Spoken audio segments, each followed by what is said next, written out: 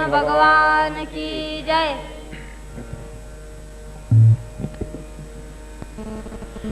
जन्माद्यस्य यतोऽन्वयादितरतश्चार्थेष्वभिज्ञस्वराट् तेने ब्रह्महृदाय आदिकवये मुह्यन्ति यत्सूरयः तेजो वारिमृदां यथा विनिमयो यत्र त्रिसर्गो मृषा धाम्ना स्वेन सदा निरस्तकुहकं सत्यं परं धीमहि निगमकल्पतरोर्गलितं फलं शुकमुखादमृतद्रवसंयुतं पिबत भागवतं रसमालयं मुहुरहो रसिका भुवि भावुकाः। गोपाल कृष्ण भगवान की जय। दशमस्कंधाच्या 21व्या अध्यायामध्ये चीरहरणाचा प्रसंग शुकाचार्यांनी सांगितला आहे।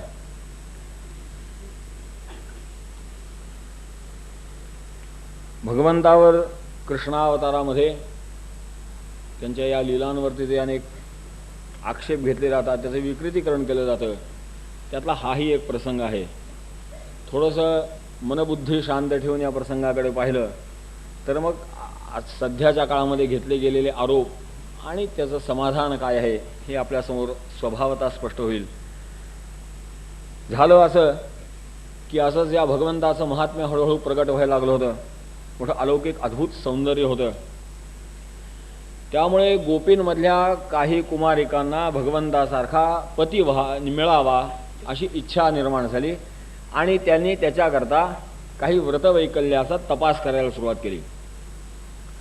आणि मग लवकर काही फलप्राप्ती व्हावी म्हणून काही ताडगे तोडगे असतात, तसं कोणीतरी त्यांना ती कात्यायनीची पूजा सांगितली आणि मग त्या कात्यायनीच्या पूजेचा त्यांनी व्रत सुरुवात केली। एवं मासं व्रतंचेरु कुमार्य कृष्णचेतसः भद्रकालीं समानूर्चुर भूयानंदसुतः पती, की भगवान गोपालकृष्ण पती म्हणून मिळावेत म्हणून त्यांनी या कात्यायनीची उपासना केली आणि त्या उपासनेच्या अंतर्गत काही व्रतवैकल्य होती। तसं पहाटे उठून नदीमध्ये स्नान करायचं आणि यांना ज्यांनी सांगितलं त्यांनी विवस्त्र स्नान करायला सांगितलं।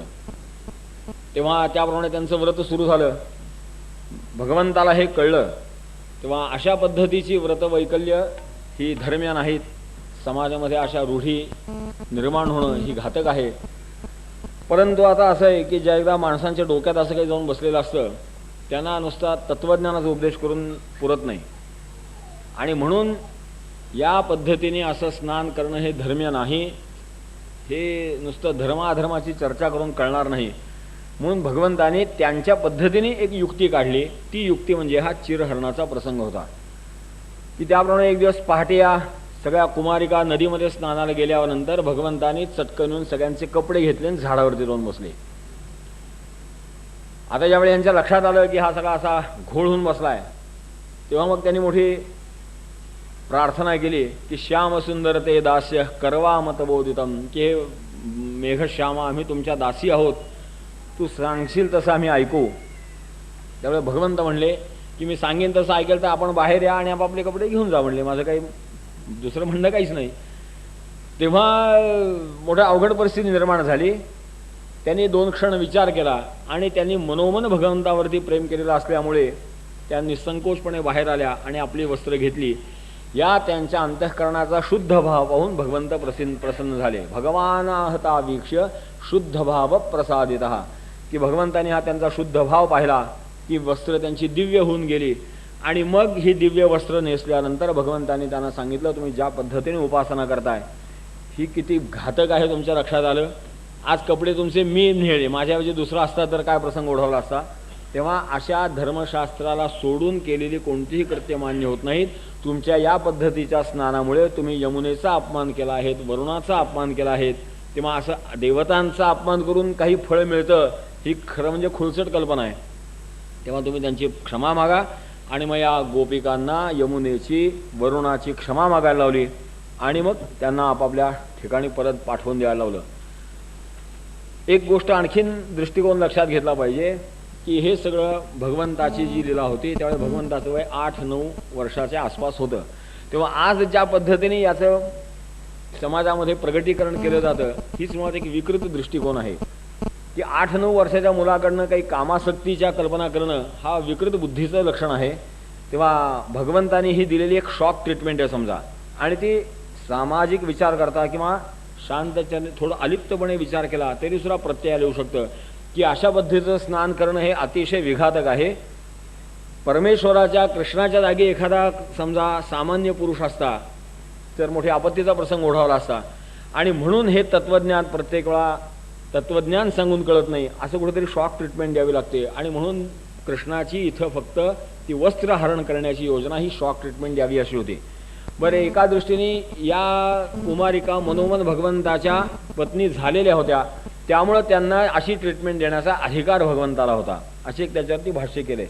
अन्यथा दुसरं हे कोणी केलं नसतं, त्यातनं आणखीन काहीतरी आपत्ती निर्माण झाली असती. त्यामुळे याच्यामध्ये कुठलाही कामनिक संदर्भ नसताना केवळ त्या समाजाचं मुलींचं कल्याण करण्याचाच हेतू होता. पण शेवटी असं आहे की एखादी घटना असते ती कुठल्या विकृत पद्धतीने मांडायची याच्यावरती थोडंसं अवलंबून असतं. दुर्दैवाने आपल्या संस्कृतीकडे पाहण्याचा दृष्टिकोनच कलुषित केला गेला असल्यामुळे चांगल्या हितावह गोष्टीसुद्धा विकृत स्वरूपात मांडल्या. त्याच्यात हाही प्रसंग अतिशयाचं विकृतीकरण करण्यात आलेलं आहे. तेव्हा भगवंताचं हे चिरहरण गोपिकांचं जे केलं त्याच्यामागं अतिशय स्वच्छ हेतू होता, अतिशय कल्याणप्रद हेतू होता. तो पूर्णपणे डोळेझाक करतात. भाविकांनी किंवा कृष्ण भक्तांनी आपल्या बुद्धीवरती असा परिणाम करून घेऊ नये एवढ्याकरता याचा सविस्तर चिंतनाच्या आश्रयाने विचार केला पाहिजे की तिथं परिस्थिती काय होते. अशी परिस्थिती आपल्या नातेसंबंधित बायकांची असती तर आपण काय केलं असतं. तेव्हा या मार्गातनं परावृत्त करण्याकरता शॉक ट्रीटमेंटशिवाय दुसरा पर्याय नव्हता. तसा हा शॉक ट्रीटमेंटसारखा प्रकार इथं झाला. एक दिवस असंच हे मनामध्ये गेले. मोठे इथं भगवंतांनी सुरेख वृक्षराजींचं महात्म्य सांगितलंय. पश्यैतान महाभागान परार्थैकांद जीवितान वात वर्षात तपहिमान सहंतो वारयंतिनः, की मोठे वृक्ष कधी परोपजीवी आहेत, किती या समाजावरती परोपकार करतात. पत्र पुष्प फलच्छाया मूल वल्कलदारुभिः गंध निर्यास भस्मातीस थोकमय कामान वितन्वते, की माणसाला उपयोगी पडणारी नळे पत्र, फुलं, पानं, फुलं, फळं, सावली, काही झाडांची मुळं आपण खातो. मागा एकदा आपण विचार केला की वृक्षाचा असं एकही अंग नाही की जे मनुष्याने भोजनामध्ये उपयोग आणला नाही. कशाची तरी मुळं खातो, कोणाची तरी खोडं खातो, कोणाची तरी पानं खातो, कोणाची तरी फळं खातो. इतकंच नाही म्हणले, सावली बिवली तर देतातच, त्याच्यानंतर स्वतः जळून कोळसा होऊन सुद्धा पुन्हा मानवाची सेवाच करतात. असं मोठं परोपजीवी वृक्ष असतात, संतांसारखे वृक्ष असतात की आपलं काही झालं तरी चालेल, या मनुष्य मात्राचं कल्याण करावं अशी त्यांची इच्छा असते. आणि म्हणून माणसाने या वृक्षराजीचं संवर्धन करावं ही फार प्राचीन काळापासून आपली धारणा होती. तसं मोठा सुंदर उपदेश भगवंतांनी या वनराजीच्या आश्रयाने प्रगट केला. पुढे असंच फिरत असताना गायींच्या मागं फिरायचं. एक दिवस असं झालं की जिकडं व्रजापासून थोडे दूर गेले भगवान, गायींच्या मागं फिरत फिरत लांब गेले आणि ज्याच्याकडे शिदोऱ्या दिल्या होत्या ते कुठेतरी रेंगाळले, आलेच नाहीत. 2 तास वाट पाहिली. 1-2 वाजायची वेळ आली. पहाटे घरातनं बाहेर पडलेली सूर्योदयाला पोरं सगळी भुका लागल्या. शिदोरीवाला बरोबर नाही, काय करायचं, मोठी आपत्ती आली. कडकडून भूक लागली. आता देवा काय करायचं म्हणले. राम राम महावीर्य कृष्ण दुष्ट निबर्हण एषा वै बाधदे क्षुन्नस्तत्क्षांतिम कर्तुमर्हत. देवा फार भूक लागली रे. बरं इथं काही फळं बिळं सुद्धा नाही त्या वनामध्ये आपल्याला खाता येईल असते, किंवा आता ती काही कच्ची फळं होती एवढंच, खाण्यासारखी नाहीत. काय करायचं म्हणलं, आता भूक तर फार लागली. तेव्हा परमात्मा म्हणले अरे काही काळजी करू नका, इथं जवळपास पलीकडे एक यज्ञ चाललाय म्हणले. तेव्हा यज्ञ चाललाय, तिथं अन्नदान होतं, आपण आपल्याला कसाही प्रसाद मिळेल म्हणले, तुम्ही जाऊन सांगून या तिथे. बरं म्हणले. त्याप्रमाणे काही गोप रामकृष्ण तिथेच थांबले. जवळच एक यज्ञ चालला होता, त्या तिथे गेले. मोठा तिथे या ब्राह्मणांची सगळ्यांनी प्रार्थना केली, सुंदर प्रार्थना केली की आमच्या कन्हैयाला भूक लागली आहे, बलरामाला भूक लागली आहे, आम्ही सगळे भुकेने त्रस्त आहोत, काही प्रसाद मिळाला तर बरं. आता यांची मनोवृत्ती कुठं तशी होती. आपण काल बोधराज पाटलांच्या चरित्रात ऐकलं थोडंसं की नुसतं उद्घोषणा होते, ब्रह्ममे तुमा मधुमे तुमाम. प्रत्यक्षात तसं काही नसतं. क्षुद्राशा भूरी कर्माणो बालिशा वृद्ध मानिनहा, की सगळे ज्ञानाने वृद्ध मानत होते पण क्षुद्र बालिश वृत्तीचे होते म्हणले. त्यांना भुकेलेल्या माणसाची पीडा काय असते कधी कळलंच नव्हतं. 4 वेळा खात होते, त्यांना भुकेलेल्याचं काय किंमत आहे. नारदाने जो उपदेश केला होता की दरिद्री मनुष्य हा स्वभावतः सहृदय होऊ शकतो, पण त्याला ती भुकेची पीडा माहीत असते. त्यांना काही त्याचा अनुभव नव्हता. त्याने झिडकारून टाकलं. झिडकारून टाकल्यावर मोठे गोप हिरमुसले झाले. आता काय करायचं? परत आले की देवा अरे ते असं असं झालं म्हणले. अरे तुमचं थोडं चुकलं म्हणले. की पुरुष तसेच असतात म्हणले. तुम्ही असं करा, मागं मौल्यांच्याकडे जायचं म्हणले. त्यांना आपला परिचय आहे थोडासा. सहृदय अंतःकरण स्वभावतः स्त्रियांचं असतं, तेव्हा तुम्ही त्यांच्याकडे जा. त्यामुळे गोप परत आले आणि त्या स्वयंपाक जिथं चालला होता तिथं मागच्या बाजूला गेले आणि सगळ्या स्त्रिया त्या स्वयंपाक सिद्ध करून बसल्या होत्या. तिथे यांनी प्रार्थना केली की हे मातांनो, भगवान कृष्ण बलराम इथे आलेत, जवळच आहेत, आम्ही सगळे, आम्हाला भूक लागली खूप, शिदोऱ्या आमच्या आल्या नाहीत, तेव्हा काही आम्हाला प्रसाद देता का?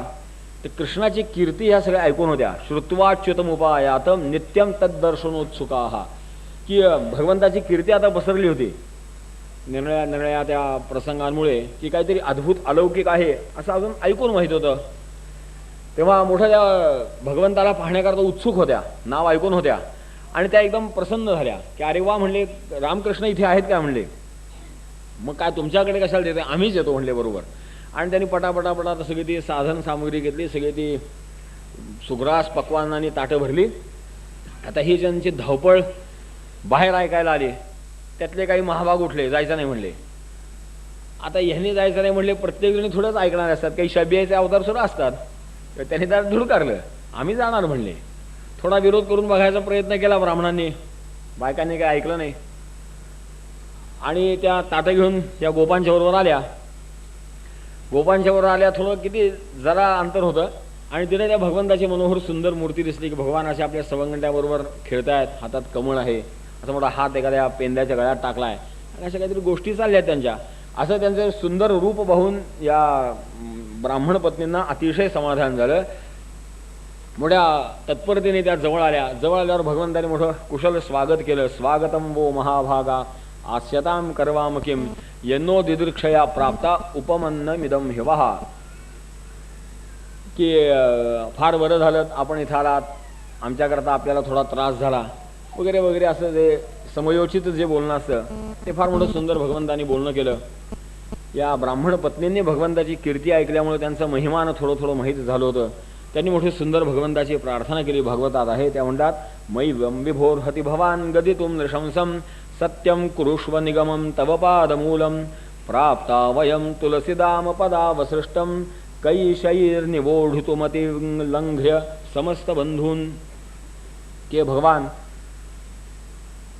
आपण अप्राप्य आहात असं आम्ही खूप तत्त्वज्ञानामध्ये चर्चामध्ये ऐकतो, परंतु असंही आता आमच्या कानावर आलं की त्याच अशा आपल्या अंशावरचा अवतार पृथ्वीवरती झाला आहे आणि आपणच ते आहात असे चर्चा चालू आहे सज्जन माणसांमध्ये. तेव्हा आपल्या दर्शनाने आम्ही अतिशय धन्य झालो. भगवंताने तो प्रसाद वगैरे घेतला आणि आपल्या घरी आता निघा म्हणले. तेव्हा त्या पत्नी म्हणतात की हे भगवान, आम्ही असं ऐकलं यद्गत्वा न निवर्तन्ते तद्धाम परमम मम, असं शास्त्रवचन सांगतं की त्या विष्णूच्या परमपदाची ज्यांना प्राप्ती होते त्यांना आता पुन्हा संसारामध्ये जाण्याचं काही कारण नाही. मग आता आम्ही आपल्यापाशी आल्यानंतर तुम्ही आम्हाला पुन्हा संसारामध्ये जाण्याकरता कशाला सांगताय. तेव्हा कृष्ण परमात्मा मोठे हसले. ते म्हणले हे बरोबर आहे, परंतु तरीसुद्धा त्या प्रत्येकाच्या प्राप्तीची अवस्था ही वेगळी असते. त्याच्याकरता काही उपासना, थोडं भक्ती मार्गाची उपासना म्हणा आपण, तेव्हा तीही आवश्यक असते आणि त्याच्यानंतर त्या परमपदाची प्राप्ती होते. परमपद दिसणं गोष्ट वेगळी, परमपदाची प्राप्ती होणं गोष्ट वेगळी, असा थोडासा मोठा सुंदर उपदेश केला. आणि तुम्हाही ज्या आपल्या नवरे लोकांचा राग सहन करून आला आहात, तेव्हा मी या अन्नाने आम्ही सगळे तृप्त झालो. तेव्हा अशा आमच्या संतुष्ट मनाने आम्ही तुम्हाला अशा शुभेच्छा देतो की तुम्हाला तुमच्या नवऱ्यांचा त्रास होणार नाही म्हणून असं. आणि जो मनुष्य असा अन्न खाऊन समाधानाने जो आशीर्वाद देतो तो सामान्यतः खरा ठरतो असं म्हणतात की त्या समाधानाची वृत्ती त्याला त्या सदिच्छांना बल पुरवते. असं सगळे गोप तृप्त झाले होते आणि त्याप्रमाणे त्या निघाल्या परत. त्यातली एक तिथंच राहिलेली होती, ती काही परत येणार. तेव्हा हे तिला चल म्हणायला लागली, ही काही ह्यांच्याशी बोले ना. शेवटी कृष्ण परमात्माच म्हणले की ही तुमची मैत्रीण आता काही तुमच्याबरोबर यायची नाही, किंवा तुम्ही आपलं निघा म्हणले. आता हिचा काही तुम्ही नादी लागू नका. त्यांना काही काय झालं काही कळलं नाही. बरं म्हणल्या, जशी भगवंताची इच्छा. परत आल्या. परत आल्यानंतर खरंच यांच्या त्या सदिच्छा ज्या व्यक्त केल्या होत्या त्याचा परिणाम असा झाला की या ब्राह्मण लोकांना उजाडलं, उशिरा का होईना उजाडलं. अरे म्हणले आम्ही मोठी चूक केली. आत्मानंच्या यथा हीन मनुक्तप्ता व्यगर्हयन धिक जन्म नस्त्रीवर्त विद्याम धिक व्रतम धिक बहुज्ञताम धिक कुलम धिक क्रियादाक्षम विमुखा येत वधोक्षजे. अरे म्हणले भगवान इथं आम्हाला काही अन्न मिळेल का असं माणूस होता. आम्ही वेळासारखं ते प्रसाद करून ज्याच्याकरता बसलो होतो त्याचाच निरोप होता आणि आम्हाला भुरळ पडली. म्हणले आता या आमच्या विद्येचा उपयोग काय, आमच्या या मोठ्या तपश्चर्याचा उपयोग काय की जी आम्हाला भगवंतापासून विन्मुख आम्ही झालो. तेव्हा असं मोठं त्यांनी स्वतःला दूषण दिलं. भगवंताला शोधायला निघाले तोही कशाला थांबवत होते तिथे, ते निघून गेले होते. त्यामुळे यांचं काही दर्शन झालं नाही. मोठा पश्चात्ताप ब्राह्मणांना झाला. त्या बायका परत आल्यावर त्यांनी जे बघितलं की त्यांची जी मैत्रीण तिथं कृष्णापाशी होती तिला इथं बांधून ठेवलं होतं. तिचा नवरा आडदांत होता फार आणि त्यांनी ही जातीय म्हणल्यानंतर तसंच खांबाला तिला बांधलं आणि आता खांबाला बांधलं. सगळ्या मैत्रिणी निघून गेल्यात. सुटकेचा आता कोणताही मार्ग नाही म्हणल्यावरती इतकी व्याकुळ झाली आणि भगवंताच्या चरणी इतकी तल्लीन झाली की त्या अवस्थेमध्येच तिने तो देह सोडला आणि ती कायम कृष्णाला जाऊन मिळाली. आणि हे परत आल्यानंतर त्या बायकांना कळलं आणि भागवतामध्ये टीप नाही पण कृष्णकथामृतामध्ये दिली आहे की सगळ्या बायकांना वाटलं आमच्या नवऱ्याने आम्हाला का नाही बांधलं, कारण बांधलं नव्हतं तर मिळालं दर्शन आणि परत यावं लागलं. हिला बांधल्यामुळे ही गेली ती आता ती स्वरूपालाच प्राप्त झाली. तेव्हा परमपद आम्हाला मिळालं नाही असं मोठा त्यांना पश्चात्ताप झाला. ब्राह्मणांना पश्चात्ताप झाला. भगवान पुन्हा व्रजाला आले. एक 2-4 दिवसांनी पुन्हा गावामध्ये मोठ्या उत्सवाची गडबड सुरू झाली. त्यामुळे मुलांना कुतूहल असतं. त्यामुळे ते उत्सवाची अशी काही मीटिंग बसली होती, कसं करायचं काय नाही. सगळे अधिकारी गोप वृद्ध कार्यकर्ते असे सगळे बसले होते. नंद बाबा बसले होते. परमात्मा तिथे गेले. का हो म्हणले बाबा एवढे सगळे तुम्ही लोक जमलात. कथ्यता मे पितः कोयम संभ्रमो व उपागतः किं फलम कस्य चोद्देश केन वा साध्यते मखः. बाबा म्हणले आपण सगळे इथं गोळा झाले आहेत, काहीतरी उत्सवाची तयारी चालू दिसते. काय प्रकरण आहे म्हणले, काय आपल्याला करायचं आहे, कशासाठी करायचं आहे, कसं करायचं आहे, काय नाही. का म्हणले एक जण होताच, तुझं लग्नाची तयारी म्हणले, तुला काय करायचं आहे. नाही म्हणले तसं कसं, लग्नाची तयारी असली म्हणून काय झालं, पण कोणाशी लग्न करायचं त्याचा निश्चय झाला का पाहिजे की नुसतंच उत्सव करून कसं चालेल. किंवा विदुष कर्म सिद्धा स्यात् तथा ना विदुषो भवेत, की असं एक कर्माचा सांगोपांग विचार नाही केला तर कर्माचं फळ मिळत नाही म्हणले. तेव्हा शहाण्या माणसाचं लक्षण आहे कर्माचा सांगोपांग विचार करा. आपण सगळे ज्ञानेश्वरीमध्ये तोच विचार ऐकला, काय करायचं, कधी करायचं, कोणी करायचं, कसं करायचं, कशाकरता करायचं, या सगळ्याचा विचार निश्चित पाहिजे ना. उगाच आपलं काहीतरी वाहत गेल्यासारखं झालं तर त्याला प्रशस्त मानत नाहीत, त्याला फळ मिळत नाही. तेव्हा तत्र तावत क्रिया योगो भवताम किम विचारिता अथवा लौकिकरतन्मे पृच्छत साधुभण्यताम. किंवा आपण आता तुम्ही जे करू इच्छित आहात ते शास्त्रसंमत आहे का आपलं लौकिक रूढी आहे, काय करताय तुम्ही, अशी मोठी सविस्तर पृच्छा केली. तेव्हा नंदबाबा म्हणले की अरे बाळ, पर्जन्यो भगवान इंद्रो मेघास्तस्यात्ममूर्तया, की अरे हा आता इंद्राच्या करता आपण एक दरवर्षी यज्ञ करतो, त्या यज्ञाची तयारी आहे म्हणले. आपल्याला आपण गोपाळ आहोत सगळे, वनामध्ये जगतो, पाऊस वेळेवर पडला, भरपूर पाऊस पडला की वनौषधी चांगली असतात, आपलं बरं चालतं. तेव्हा इंद्राला संतुष्ट करण्याकरता आपण हा यज्ञ करतो. तेव्हा कृष्णाला म्हणले की निष्काम कर्मयोग आणि हे सकाम कर्म हे एकत्र नांदायचं कसं म्हणले. तेव्हा याला काहीतरी युक्ती केली पाहिजे. तेव्हा कर्म माणसाने करावं ते निष्काम करावं, त्याला आपण सकाळी पुष्कळ चर्चा ऐकतोय त्याची. तेव्हा करायचं कसं. आणि म्हणून कृष्णाने मोठे विचार मांडले की बाबा तुम्ही म्हणताय खरं की इंद्र सगळं आहे, पण माझ्या मताप्रमाणे इंद्र हा नुसता नोकर आहे म्हणले.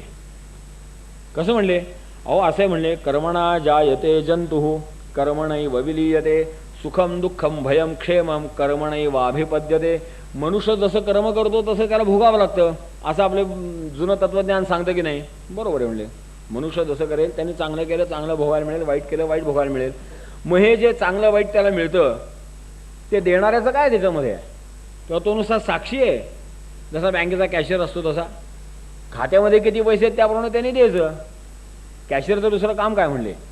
तेव्हा कॅशियरच्या हातात काही नसतं बाबा म्हणले, आपलं बॅलन्स किती आणि आपण काढणार आहोत किती त्याच्यावर अवलंबून आहे. शेश्वर सांख्य मानतात ते याच्या आधाराने मानतात की ईश्वराला ते असा गौण मानतात. याचं कारण ते हे आहे की तुम्ही कर्म करा त्या कर्माचं फळ तुम्हाला मिळेल, चांगलं कर्म करा चांगलं फळ, वाईट कर्म करा वाईट फळ. ईश्वर आणखीन काही कृपा करतो वगैरे असं त्यांना मान्य नाही. तेव्हा त्या तत्वज्ञानाचा आधार भगवंतांनी घेतला आणि तत्वज्ञान पुन्हा ह्यांनीच मागं मांडलं होतं ना कपिल अवतारामध्ये. तेव्हा मनुष्याचं कर्म हेच महत्त्वाचं असतं म्हणले. तेव्हा आस्ति चेदीश्वर कश्चित फलरूपन्य कर्मणाम कर्तारम भजते सोपी न ह्यः कर्तुः प्रभुर्हिसः. तेव्हा आपण जे करतो ना त्याचंच फक्त फळ देण्याकरता ईश्वराला सामर्थ्य आहे. आपण जे केलंच नाही त्याचं फळ कसं देईल. तेव्हा इंद्राचं काय खरं कारण नाही म्हणले. अहो खरं म्हणजे इंद्राचा पाऊस पडणं एक कामच आहे. तेव्हा त्याची ड्युटीच ती आहे. एखादा मनुष्य आपली ड्युटी बजावत असेल तर त्याच्याकरता त्याला देणं हे प्रशस्त मारत नाहीत. पोस्ट देणं काही आपली पद्धत नाही म्हणले. तेव्हा पोस्ट देणं ही भ्रष्टाचाराची फार साधी सुरुवात आहे म्हणले. मग पुढं त्याला भ्रष्टाचाराला स्वरूप येतं. तेव्हा इंद्राला संतुष्ट करायचं आपल्याला कारणच काय. पण असं आहे की ज्यावेळेस एक कर्म काढायचं असतं त्याच्या ठिकाणी पोकळी राहिली तर काहीतरी दुसरं भरतं. Empty mind is evil's workshop. तेव्हा असं रिकामं ठेवलं तर काय त्याच्यात घुसेल सांगता येत नाही. तेव्हा तसं नाही म्हणले. आपल्या उपयोगी कोण आहे. इंद्र काय पाऊस सगळीकडेच पडतो तर काय फक्त आपल्यापुरता पडतोय काय. आपल्याला उपयोगी गोवर्धन आहे म्हणले. की पाऊस जरी पडला तरी वनस्पतीची उगमन व्हायची कशी म्हणले. पाऊस बऱ्याच ठिकाणी पडतो पण इथेच वृष्टी कशी समृद्ध आहे याचं कारण हा गोवर्धन पर्वत आहे म्हणले. हा गोवर्धन पर्वत बरं आपण काही त्याला प्रार्थना सुद्धा करत नाही, कधी हातही जोडत नाही, त्याला नमस्कार करावा असं आपल्याला वाटत नाही, तरी सुद्धा निरपेक्ष भावाने आपल्याला मदत करतो की नाही. आपल्याला जशी पाहिजे तशी सगळी वनसृष्टी त्याच्यातनं मिळते. हा खरा मोठा आहे म्हणले. पुन्हा मागत नाही त्याची काही अट नाही. तेव्हा खरे म्हणले. मग तेव्हा इंद्राचं काय करायचं. इंद्राला भगवंतांनी नेमलंय, त्या ईश्वराने त्याला नेमलंय, त्याचं तो काम करतो. पण पाऊस पडल्यानंतर त्याच्या वनस्पती स्थिर होण्याचं काम गोवर्धनाचं तो मोठं प्रेमाने करतो. आपण त्याच्या आश्रयाने राहतो म्हणले. तेव्हा त्याची पूजा करावी असं मला वाटतं. आणि इंद्राच्या पूजेपेक्षा फार चांगली पूजा असते. असं नटायचं थटायचं म्हणले, मिरवणूक काढायची अमुक तमुक, नाहीतरी असं या गोपाळाने ते यज्ञान त्याचे ते कटकटीचा कंटाळा झाला होता. अरे तू शिवला तिथं बाजूला तिथं ते चौक मांडायचा, दोऱ्या बांधायच्या, आत शिवू नको बाहेर शिवू नको, सगळा कर्मकांडाचा धिंगाणा वृक्ष. पण करता काय, कोणाला मनात कोणाची इच्छा नव्हती. सगळ्यांचा सहभाग असावा. उत्सव म्हणजे कसा सगळ्यांचा सहभाग असला पाहिजे. तेव्हा असे जरा कंटाळी होतेच माणसं. ही कृष्णाची योजना फार, आणि कृष्णाचं चातुर्य होतं ते मांडायचं. तेव्हा मोठी प्रसन्न झाली सगळ्यांना. तस्मात संपूजयेत कर्म स्वभावस्थ स्वकर्मकृत ऐजसा ये नवर्तेत तदेवास्य हि दैवतम. तेव्हा मला असं वाटतं म्हणले, वर्तेत ब्रह्मणा विप्रो राजन्यो रक्षया भुवा वैशस्युवार्तया जीवे क्षुद्रस्तु द्विजसेवया. पुन्हा त्यांनी वर्णव्यवस्थेचाही पुन्हा उल्लेख केला की ब्राह्मणांनी काय करावं, क्षत्रियाने काय करावं, वैश्याने काय करावं, शूद्राने काय करावं. आपल्याकडे म्हणले आपण त्यातलं तत्रवयम गोवृत्तयो निशम, आपण गायींचा सांभाळ करायचं ठरवलं ना. मग आता आपल्या वृत्तीला काय, हे इंद्राची यज्ञ म्हणजे ब्राह्मणांनी करायचे म्हणले, आपल्याला काय करायचं त्याचे. तेव्हा आपण गोपालक आहोत. गायींचं जेणेकरून संवर्धन होतं असं जे आहे ते आपल्याला पाहिजे म्हणले. म्हणून आपल्याला गोवर्धन अतिशय चांगला म्हणले. ननःपुरो जनपदा नग्रामा नगृहावयम नित्यम वनौ कसस्तात वनशैल निवासिनः. बरं आपली वृत्ती कशी आहे म्हणले. आपण काय गावाचे नागरिक आहोत का मोठ्या जनपदाचे नागरिक आहोत का पुरवासी आहोत. आपण वनचर माणसं म्हणले, खेडवळ गवळी. तेव्हा आपल्याला सर्वाधार कोण आहे, गोवर्धन पर्वत हा सर्वाधार, त्याच्यावरची वनश्री हा आपला आधार. तेव्हा इंद्रबिंद्र हे ब्राह्मणांचा उद्योग आहे, आपल्याला काही नको म्हणले. आपण गोवर्धनाची पूजा करू, अशी सुरेख पूजा करायची म्हणले गोवर्धनाची. असं करू तसं करू, सगळं सुंदर पूजा मांडली.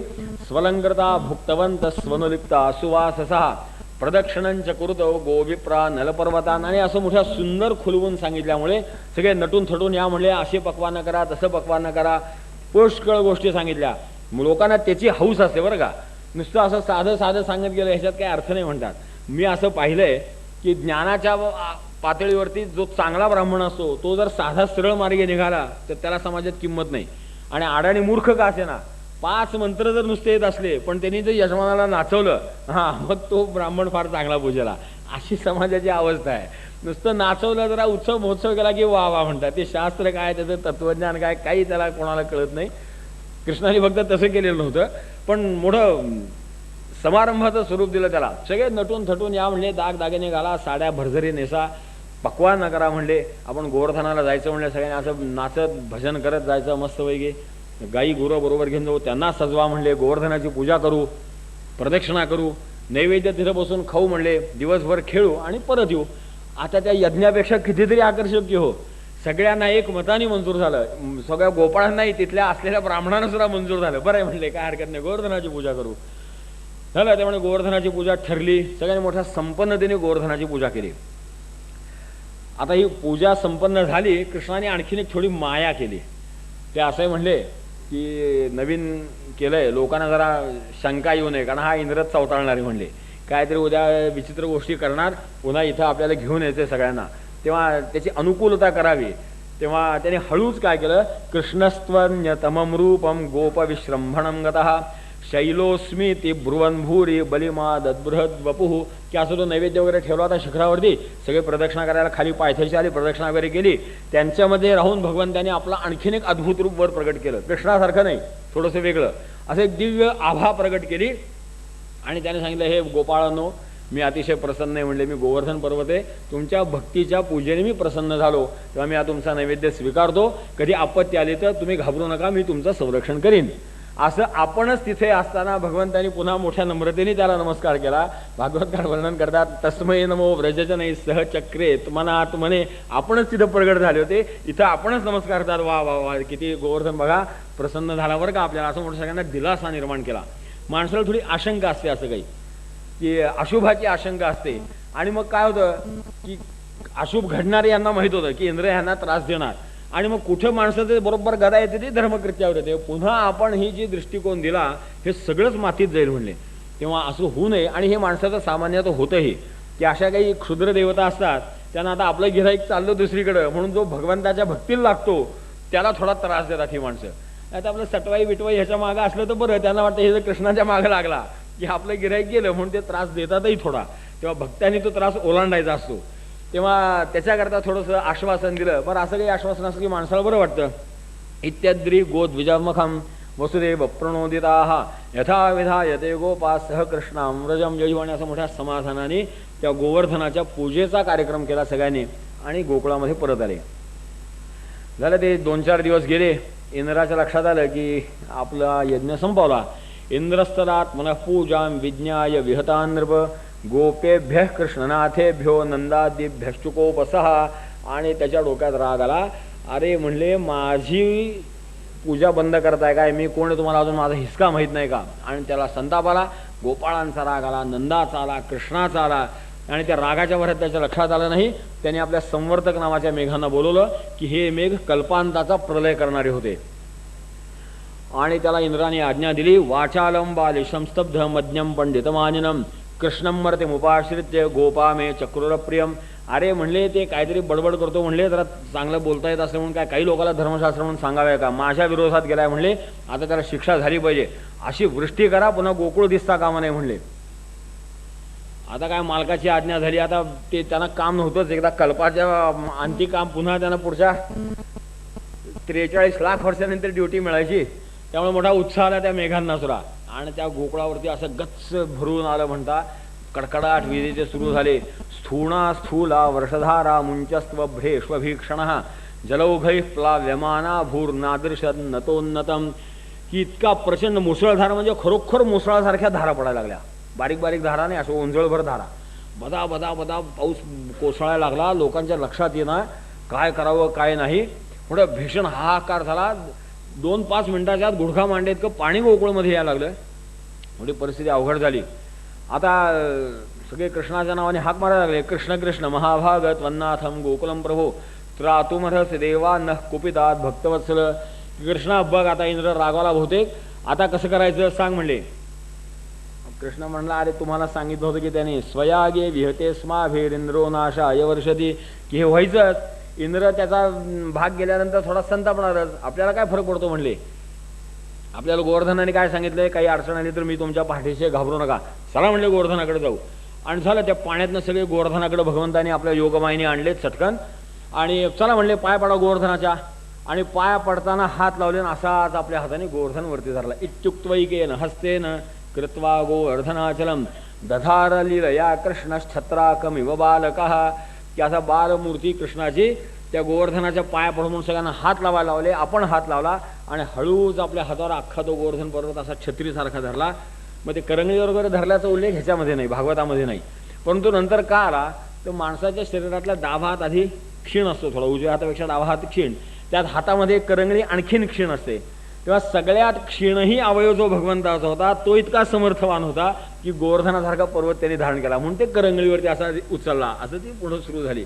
की ते भगवंताचं महात्म्य सांगण्याच्या नादामध्ये. भागवतामध्ये करंगळीचा तसा उल्लेख नाही, पण असा छत्रासारखा धरला. मग ते गोपाळांनी हातभार त्याला लावला की कृष्णाचा हात नको अवघडायला. तेव्हा असं मोठं 7 दिवसपर्यंत असं स्वरूप राहिलं. आपल्या योगमायाच्या आश्रयाने भगवंतांनी सगळ्यांना तिथं सुस्थिर ठेवलं. 7 दिवस अखंड मुसळधार पाऊस पडला की जणू पृथ्वीचाच प्रलय व्हावा. तेव्हा झालं समाधानाने. ढग परत गेले. इंद्र आला ऐरावतावर बसून की काय झालेत, कुठे कसे काय करतात बघा. काही नाही, पाऊस पडला होता का नव्हता अशी अवस्था होती. गोकुळ सगळंच्या सगळं तसंच्या तसं ठिकठिकाणी होतं.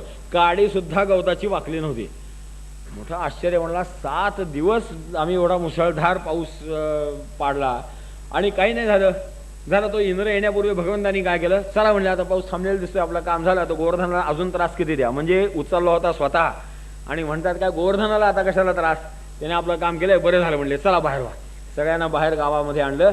तो गोवर्धन पुन्हा भगवान अभितम शैलम स्वस्थाने पूर्ववत प्रभू पश्यताम सर्वभूतानां स्थापयामास लीलया. आणि सगळ्यांना बाहेर पडलं. बघा गोवर्धनाने आपलं किती चांगलं काम केलं, नंतर आपली काय शक्ती किती काय नाही, मोठं रक्षण झालं म्हणले. बरं झालं. सगळं पर्वत आपल्या ठिकाणी ठेवला. मोठं आश्चर्य झालं. आता हे देवाने सांगितलं खरं, पण काही लोकांना पुन्हा ते थोडं प्रगट व्हायला लागलं. यशोदा रोहिणी नंदो रामश्च बलिनांवरः कृष्णमालिंग युजो राशिज स्नेहकातराः. या 4-5 त्यातल्या अधिकारी माणसांच्या लक्षात आलं भगवंताची लीला काय. त्यांनी मोठ्या भगवंताला प्रेमाने जवळ घेतलं, त्याचं अवग्रहण केलं, मोठं कौतुक केलं देवाचं. आपल्या गोकुळामध्ये परत आले. आता देव पुन्हा तिकडं गोपाळांबरोबर थांबले. हे आपल्या गावामध्ये परत आले आणि परत येताना ह्यांची हळूहळू कुजबूज गोपाळांची सुरू झाली. का हो म्हणले, एवढा मोठा पाऊस पडला, इथं तर काही कुठं दिसत नाही, काय भानगड काय झाली म्हणले. अहो काय पाऊस थोडा होता काय म्हणले. मी इथं नंदबाबाच्या वाड्यापर्यंत कसा आलो माझं मला माहिती म्हणला. असे फटके बसत होते पाण्याचे, गुडघा मांडे इतकं पाणी झालं होतं, मधनं पोहत यायला लागत होतं. हे गेलं कसं, काय झालं प्रकार, असं सगळ्यांना ते थोडंसं विसंगत वाटायला लागलं की जे सगळं कृष्णाने केलं होतं आपल्या कुठं प्रगट होऊ नये म्हणून, पण त्यातली आता विसंगती लोकांच्या लक्षात हळूहळू यायला लागली. आणि हे काहीतरी आपण समजतो तितकं साधं प्रकरण, अशी चर्चा सुरू झाली. एवं विधानी कर्माणि गोपाः कृष्णस्य वीक्षते अद्वितीय अतद्वीर्य विदः प्रोच्यु समभेत्य सुविस्मिताः. म्हणून असं आश्चर्यचकित झाले आणि सगळे त्या नंदाच्या वाड्यामध्ये आले. का म्हणले, नंदबाबा असे मोठे जाणकार माणसं भोवती कोंडाळ करून बसली की हे काय प्रकरण आहे म्हणले सगळं. हे कृष्ण म्हणतोय खरा गोवर्धनाने, पण जरा याच्यात कृष्णाचा हात असला पाहिजे म्हणले. काय स्वरूप काय म्हणले भगवंताचं, म्हणजे थोडं ऐकून होते लोक देव अवतार घेणारे असं काहीतरी, तो हाच अवतार आहे अजून प्रगट व्हायचं होतं. थोडी शंका यायला सुरुवात झाली होती. आणि म्हणून ते नंदाच्या इथं या 26व्या अध्यायामध्ये चर्चा सुरू झाली. आणि मग एक जण म्हणतो, अहो लहानपणापासूनच त्याचं असं आहे, ती राक्षसी नव्हती का आली, आपण ते येत असताना बघा केवढं धूळ होतं, ते 2 दिवस लागले तोडून नेला आणि या कृष्णाने मारले म्हणतात, कारण कृष्ण तिथं होता म्हणले. तेव्हा इतकं 2-5 दिवसाचा असताना त्याचा एवढा पराक्रम होता. तो छकडा नाही का उलटला म्हणले. अहो ते का असं उलटतो का छकडा, असं ठिकऱ्या होतात का, आणि कृष्णाचा पाय लागला. ती पोरं सांगत होती बघा. आता एक गोष्टी त्यावेळी लोकांना जाणवत नव्हत्या, काहीतरी मुलं बडबडतात म्हणत होते, आता त्या आठवायला लागल्या. हां म्हणजे तो छकडा असा पडला होता. अहो छकडा काय, ते वावटळ आलो ते बघा असंच. तेव्हा कृष्ण परमात्मा घरातनं अंगणात आला. कसा आला, ते वाऱ्याने उडवला म्हणतात. असा उडला जातो काय कुठं, मग काय कुठं नाही झालं, काय नाही झालं, आणि पुन्हा ते वावटळ कुठे गेले, काहीतरी ह्याच्या मागं अद्भुत लीला आहे. असं हळूहळू सुरू झालं. मग तेवढ्या ती यशोदा पण आली. हो म्हणली, मी त्याला उखळाला बांधलं नव्हतं का, केवढं जड उखळते, आपल्याला हालत नाही, आणि हा आपला उडत घेऊन गेला. बरं नुसता गेला का, अहो एवढा दगड लागला तर उटी बसल्यासारखं होतं, हालत नाही. आणि हा त्या झाडांमध्ये काय गेला. ती पोरं म्हणत होती या कृष्णाने झाड पाडलं, 2 कोणतरी दिव्य पुरुष तिथं आले होते म्हणतात. तेव्हा असं काहीतरी मुलं म्हणत होती बघा. हां आठवलं म्हणलं, असं काहीतरी होतं. तेव्हा काय प्रकार काय होती, एक बगळा आला होता म्हणले कृष्णाला गिळण्याकरता. एक मोठा अजगर होता म्हणे. ते तालवृक्षामध्ये कोणत्या रामकृष्णांच्या अशा एक कथा ऐकत. दुसरा एक जण म्हणला, आणखीन एक तुम्ही बघितलं का म्हणला, या कृष्णाने खोडी केली तरी त्याला रागवावं असं वाटत नाही, ह्याचे काय भानगड आहे म्हणला. एक दृष्टिकोन सांगतात. दुस्त्यजश्चा नुरागोस्मिन सर्वेशान्न व्रजौ कसा नंदतेतन येस्मासु तस्मात पौत्तिक कथम. किंवा नंदबाबा ह्याच्या मागचं रहस्य काय म्हणले. आता खोड्या केल्या तर आम्ही आमच्या मुलाला मारणारी माणसं आहोत म्हणले. आता अमुक मनुष्य म्हणला तर त्याला राग एवढा सुद्धा सहन होत नाही, तो सुद्धा कृष्णावर कधी ओरडताना पाहिला नाही म्हणले. काय याच्या मागचं रहस्य आहे. काहीतरी रहस्य आहे म्हणले, आपल्याला काही कळत नाहीये, पण नंदबाबा हळूच हसतायत त्या अर्थी त्यांच्या लक्षात असेल म्हणले. आणि मोठं त्याने नंदबाबाची प्रार्थना केली की हे काय रहस्य आहे. तेव्हा नंदबाबांना ते सगळं आठवलं. ते म्हणले अरे बाबांनो सांगतो म्हणले. अरे काय झालं. श्रूयतां मे वचो गोपा वेतुशंका चवोर्भके एनम कुमार मुद्दिश्य गर्गो मे यदुवाच. अरे ते गर्गाचार्य आले होते ना, आत्ता मला आठवलं, मला सुद्धा कशी भूल पडली होती बघा म्हणले. त्यांनी हे असंच सगळं सांगितलं होतं म्हणले. बहूनि संती नामानि रूपाणि च सुदस्यते गुणकर्मानुरूपाणि तान्यहम वेदनो जनाः. की असं त्याच्या अद्भुत लीला होतील म्हणले. त्या लीला, आता हे गिरिधर नाव नाही का पडलं त्याचं, गिरिधारी गिरिधर हे नाव भगवंताचं लिलेवरनंच पडलं. तेव्हा अशी त्याची एकेका अद्भुत अद्भुत काही तो वर्तन करेल, अद्भुत कर्म करेल, त्याची त्याला नावं प्रसिद्ध होतील म्हणले. असं त्यांनी म्हणलं होतं. आणि परत म्हणले होते तान्यहम वेद, मी त्यांना जाणतो म्हणले, पण आता काही सांगत नाही, तुम्हाला सांगत नाही. यांनी मागच्या अवतारात असं केलं होतं, तसं केलं होतं, असं बरंच त्यांनी सांगितलं होतं. तेव्हा आणखीन एक सांगितलं होतं बरं का, पण ते तुम्हाला प्रेम वगैरे आहे ना, ती फार चांगली गोष्ट आहे म्हणले. कारण गर्गाचार्य असं म्हणले होते जे एतस्मिन् महाभागा प्रीतिम कुर्वन्ति मानवाः नरयोभिभवत्येतान् विष्णुपक्ष निवासुराः. की याच्याबद्दल प्रेमाचे जे वागतील ना, त्यांच्या आयुष्याचं कल्याण होतील असं म्हणले. तेव्हा आपली वृत्ती बरी आहे म्हणले. तेव्हा या अशा बोलण्यामुळं ज्यांना थोडा संदेह होता तोही गेला आणि सगळ्यांचे हृदय अंतःकरण प्रेमाने ओतप्रोत भरून गेले म्हणले. तस्मानंद कुमारोयम नारायण समो गुणैः श्रिया कीर्त्यानुभावेन तत्कर्म सुनविस्मयः. की असं सगळं गर्गाचार्याने वर्णन केलं होतं की मोठा हा अधिकारी होईल म्हणले. याचं प्रेम ज्याला प्राप्त होईल त्याचंही मोठं आयुष्याचं कल्याण होईल. तुम्हाला हा अनेक संकटातनं वाचवेल. बघा बरं, या मोठ्या संकटातनं ह्यानेच वाचवलं आपल्याला म्हणले. आता म्हणतोय तो गोवर्धनाचं नाव, ते आपल्याला फसवण्याकरता म्हणतोय. तेव्हा कृष्णानेच वाचवलं. आणि ते जे भगवंत अवतार घेणार होते तेव्हा बहुतेक आता हाच तो असावा, पण का आपल्याला तो असं करतोय माहीत नाही कदाचित. तेव्हा श्रुत्वा गर्गगीतम व्रजौ कसा, की असं ते गर्गाचार्याने जे सांगितलं होते सगळं गर्गगीत जणू यांना पुन्हा कानामध्ये घुमलं. नंदबाबा त्याचं मोठं सुंदर कथन करायला लागले. आणि ह्याचा परिणाम गोकुलवासियांच्या पूर्ण श्रद्धा भगवंतावरती निर्माण झाल्या. अतिशय ज्या थोडं आता मनुष्य स्वभाव असो, तेव्हा काही लोकांना अतिशय प्रेम असायचं, काही लोकांना थोडं असायचं. परंतु ते थोडं ज्यांचं होतं त्यांचंही अंतःकरण प्रेमाने परिपूर्ण भरून गेलं. की मोठ्या या भगवंताच्या अलौकिक लीला या दिव्य आहेत, याच्याबद्दल सगळ्यांचा अनुभव तर होताच.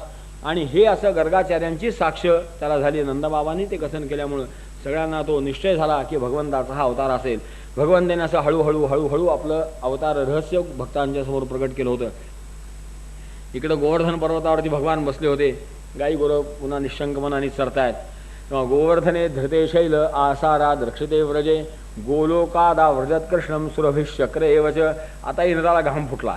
तो म्हणला मी ओळखलं नाही म्हणला, कृष्णाला शिव्या दिल्या, हे सगळं केलं, आता काय माझी भरी गत नाही. तेव्हा त्याने युक्ती काय केली ती म्हणली हे गोपाळाच्या अवताराने गायींचा ह्याला प्रेम आहे म्हणला, म्हणून आपली देवलोकातली गाय घेतली बरोबर कामधेनू, तू बाई पुढं चाल म्हणले. म्हणजे जरा असं होतं की नाही की आपल्या प्रिय व्यक्तीला बरोबर घेऊन जातात माणसं, आपल्या हातनं काही चुकलं की म्हणजे जरा राग कमी असतो. म्हणला आता आपलं काही खरं नाही, तुम्ही बरोबर त्याला आईसाहेब म्हणला. आणि त्या कामधेनूला बरोबर घेतली आणि इंद्र त्या गोवर्धन पर्वतावरती आला. पुढं आल्या भगवंताचे त्यांनी पाय धरले, मोठी सुंदर स्तुती केली. इंद्रस्तुती म्हणून प्रसिद्ध आहे. विशुद्ध सत्वं तव धाम शांतम तपोमयं ध्वस्तरजस्तमस्कं मायामयोऽयं गुणसंप्रवाहो न विद्यते ते ग्रहणानुबंधः. जे भगवान की आपलं स्वरूप हे सत्वगुणाच्या शुद्ध सत्वगुणाचं स्वरूप आहे. आमची म्हणला ड्युटी रजगुणाची आहे म्हणला, त्यामुळे आम्ही आपल्याला ओळखू शकणार नाही, हे आमचं दुर्बलत्व आहे. पण ते आपण तेवढं स्वीकारा की आमची रजोगुणाची मर्यादा, तेव्हा आम्ही आपलं हे शुद्ध सत्व कसं ओळखायचं. त्यामुळे आमच्या हातनं थोडासा अपराध झाला, आमचं खरं स्वरूप आपलं आम्ही ओळखू शकलो नाही, एक सामान्य मनुष्य असं आम्ही केलं. हे सुद्धा म्हणला देवा आपल्या मायेचाच हा प्रभाव न की आपल्या मायेमुळेच आम्ही रजोगुणी झालो, आमची बुद्धी रजोगुणी, आणि त्यामुळे आपलं हे शुद्ध सत्व ओळखायला यायचं कसं म्हणले, आम्ही फसलो त्याला. तेव्हा आमची चूक झाली, आम्हाला भ्रम निर्माण झाला आणि आम्ही नको त्या गोष्टी आपल्याशी धार्ष्ट्याच्या केल्या, आपण क्षमा करा. सत्व मम ऐश्वर्य मदप्लुतस्य कृतागसस्ते विदुषः प्रभावं क्षंतुं प्रभोधारमसि मूढचेतसो मैवं पुनर्भून मतिरीश मे सती. तेव्हा हे भगवान तुम्हाला आमचा पुन्हा नमस्कार असो. नमस्तुभ्यं भगवते पुरुषाय महात्मने वासुदेवाय कृष्णाय सात्वतां पतये नमः. तेव्हा आता एकच कृपा करा की पुन्हा आमच्या बुद्धीला असं भ्रम निर्माण होऊ दे. मैवम पुनर्भून मतिरीश मे सती, की आता पुन्हा आमच्या बुद्धीला असं भ्रम निर्माण करण्याची माया करू नका, मोठा घोटाळा होऊन बसतो म्हणले. तेव्हा माझ्या हातनं चुकलं, मला क्षमा करा, मी आपली परीक्षा घ्यायला नको होती, आपण केलं ते बरोबरच आहे. नाहीतरी आम्ही म्हणले या असे यज्ञकर्माच्या आम्हाला सारखं ते मिळालं बघून आम्हाला ते मदमस्ती चढली म्हणले, आणि आम्ही त्या यज्ञाच्या आशेने तुमचं काम करायला लागलो, तुमच्या नियंत्रणात तुमच्या व्यवस्था घालून दिली, यांनी आमचं सुटलं. बरं झालं आम्हाला आपण आमच्या रस्त्यावरती आणलं, तेव्हा आम्ही आता असं पुन्हा वागणार नाही, आमची बुद्धी नेहमी आपल्या मार्गावर स्थिर राहील असा आम्हाला आशीर्वाद द्या. शुकाचार्य म्हणतात अशी मोठी भगवंताने सुंदर स्तुती ऐकली इंद्राने केलेली, आणि म्हणले ठीक आहे बाबा इंद्रा, एवढं तुझ्या लक्षात आलं ही फार चांगली गोष्ट झाली की मामैश्वर्य श्रीमदांधो दंडपाणींन पश्यती. आणि हे असंच होतं म्हणले की मीच दिलेल्या ऐश्वर्याने लोक उन्मत्त होतात, आणि तम भ्रंशयामि संपद्भ्यो यस्य चेच्छाम्यनुग्रहम. आणि म्हणून मी काय करतो, ज्याच्यावरती कृपा करायची असते त्याला पहिलं त्याचं ऐश्वर्य बाजूला काढून टाकतो, की ज्या ऐश्वर्याच्या मस्तीमुळं त्याला माझ्या स्वरूपाच्या बद्दलचा भ्रम निर्माण होतो आणि तो दुसरीकडेच वाहत जातो म्हणले. तेव्हा आता तू सुखाने जा, गम्यताम शक्रभद्रंब क्रियताम मेनुशासनम, की मी जे तुला अनुशासन लावून दिलं त्या पद्धतीने तू तुझा आता राज्य कर, आता पुन्हा असं काही घोटाळा करू नको, असं मोठं त्याला समजावून सांगितलं. इंद्राला परत पाठवून दिला. आता ती कामधेनू आलीच होती, तिने मोठी भगवंताची स्तुती, तिने खूप सुंदर स्तुती केली. वन्न परमकं दैवत्वन्न इंद्रो जगतपदे भवाय भव गोविप्र देवानाम येज साधवा. की भगवान आपण या अवतारामध्ये गोसेवा जी केली तिचं आता मी वर्णन कसं करणार म्हणले. तेव्हा माझा हा उपहार घ्या. आणि म्हणून या इंद्राने पुन्हा आपल्या ऐरावताबरोबर त्या आकाशगंगेचं पाणी आणलं होतं. स्वतः कामधेनू होती, आणि कामधेनू आणि आपल्या दुधाने भगवंताला मोठा सुंदर अभिषेक केला. शुकाचार्य म्हणतात एवं कृष्णमुपामंत्र्य सुरभि पयसात्मनः जलैराकाशगंगा या ऐरावत करो धृतैः. तो ऐरावत मोठा सुवर्णाचा कलश घेऊन त्याच्यात आकाशगंगेचं पाणी घेऊन आला. कामधेनूने आपल्या दुधाने त्या इंद्राने ऐरावताने आणलेल्या त्या गंगेच्या जलाने मोठा भगवंताला सुंदर अभिषेक केला. खूप सुंदर दृश्य दिसत होतं. गोपाळ असे मोठे तृप्त होऊन ते पाहत होते, पण परिचय नव्हता. हा कोण बाबा आलाय, काय काही परिचय नव्हता. इति गो कुलपतीम गोविंदमभिषिच्य सहा अनुज्ञातो ययोशक्रो वृतो देवादिभिर्दिवम. आणि या प्रसंगापासून कामधेनूच्या इच्छेने भगवंतानी गोविंद हे नाव धारण केलं, की गो म्हणजे गाय, गो म्हणजे इंद्रिय, या सगळ्यांचं रक्षण करणारा, यथासांग ह्यांना जाणणारा असा तो एकच एक असल्यामुळे भगवंताचं गोविंद हे नाव तिथपासून रूढ झालं. गोविंद इति चाभ्यधात, की या कामधेनूने अभिषेक केला आणि भगवंताला गोविंद म्हणून संबोधलं, ते त्याचं नाव मोठं लोकांमध्ये मंगल प्रसिद्ध झालं. एक दिवस असं झालं की या वसुदेवाने एकादशीचं व्रत केलं होतं, आणि ते व्रत द्वादशीला पहाटे पहाटे लवकर उठून, लवकर म्हणजे किती त्या दिवशी तो लवकर उठला, जवळजवळ 2:30-3 वाजले असतील नसतील, अजून ब्रह्ममुहूर्तही व्हायचा होता, आणि गेला नदीवर स्नानाला. एकादश्या निराहार समभ्यर्च जनार्दनम स्नातून नंदस्तु कालिंद्या द्वादश्याम जलमाविशद. पण खरं म्हणजे असं करू नये, कारण अविज्ञा या सुरीम वेलाम प्रविष्ट मुदकन्निशी, की असं 1:30-2:30 ही काही भगवंताच्या पूजेची वेळ नाही खरं म्हणजे. पण आता काय, ज्यांना विचार करायचा असतो त्यांच्याकरता आहे. आमच्या इथे चालतं ना, भगवंताची आषाढीला पूजा किती वाजता होते, 2-2:30 वाजता होते. आता ते पूजेचं फळ मिळायचं कसं, आसुरी काळ असतो तो. तेव्हा मोठं आश्चर्य आहे, 1-2 तासांनी काय करत नाहीत, मोठं अनुत्तरित प्रश्न आहे. 2 तासांनी काय मोठं बिघडत असतं का, आपण विचार करतच नाही. धर्मशा करायचं ते शास्त्रसंमत करावं, नाही तर आपत्ती होते. तसं इथं झालं की पहाटे गडबडीत लवकर उठला, बरं त्यावेळेला काय एवढी गजराची घड्याळ वगैरे असं काही नव्हतं. पहाट व्हायला आली असेल असं वाटलं त्याला, आणि नदीवर स्नानाला गेला. ती ऐन अशी 2:30-3 वाजायची वेळ होती, आणि त्यामुळे आसुरी शक्तींचं प्राबल्य मोठं जास्त असतं. त्याचं वरुणाचे जे दूत होते असुर प्रवृत्तीचे, त्याने या नंदाला आपल्या लोकाला घेऊन गेले. प्राप्तम वीक्ष ऋषिकेशम लोकपालस्य पर्यया महत्या पूजयित्वाह तद्दर्शन महोत्सवा. आणि नंदाला खेचून बरोबरचे जे सहकारी होते त्याने बोहाटा केला की अरे नंदाला डोहात खेचला गेला. नंद यमुनेमध्ये डोहात खेचला गेला. कृष्ण परमात्म्याने ते ओळखलं, आपण डोहात उडी मारली, वरुण लोकाला गेले. आणि भगवंताला तिथं आलेलं पाहून वरुणाला अतिशय आनंद झाला. तो आपल्या सिंहासनावरनं पळतच खाली आला. मोठ्या प्रेमाने भगवंताचं त्याने साष्टांग नमस्कार करून वंदन केलं, पूजन केलं. नमस्तुभ्यं भगवते ब्रह्मणे परमात्मने न यत्र श्रूयते माया लोकसृष्टी विकल्पना. हे भगवान, आपला हा लीला अवतार या दृष्टीने का होईना, मी खरं म्हणजे माझ्या या दूतांवरती संताप प्रकट करणार होतो की अरे तुम्हाला काही भान आहे का, तुम्ही काय कोणाला त्रास देताय काय नाही. परंतु या निमित्ताने का होईना आपला हा लोकविलक्षण अवतार आम्हाला बघायला मिळाला, नाही तर आमच्या नशिबाला हे कशाला येतं, तुम्ही इथे कशाला येत आहे.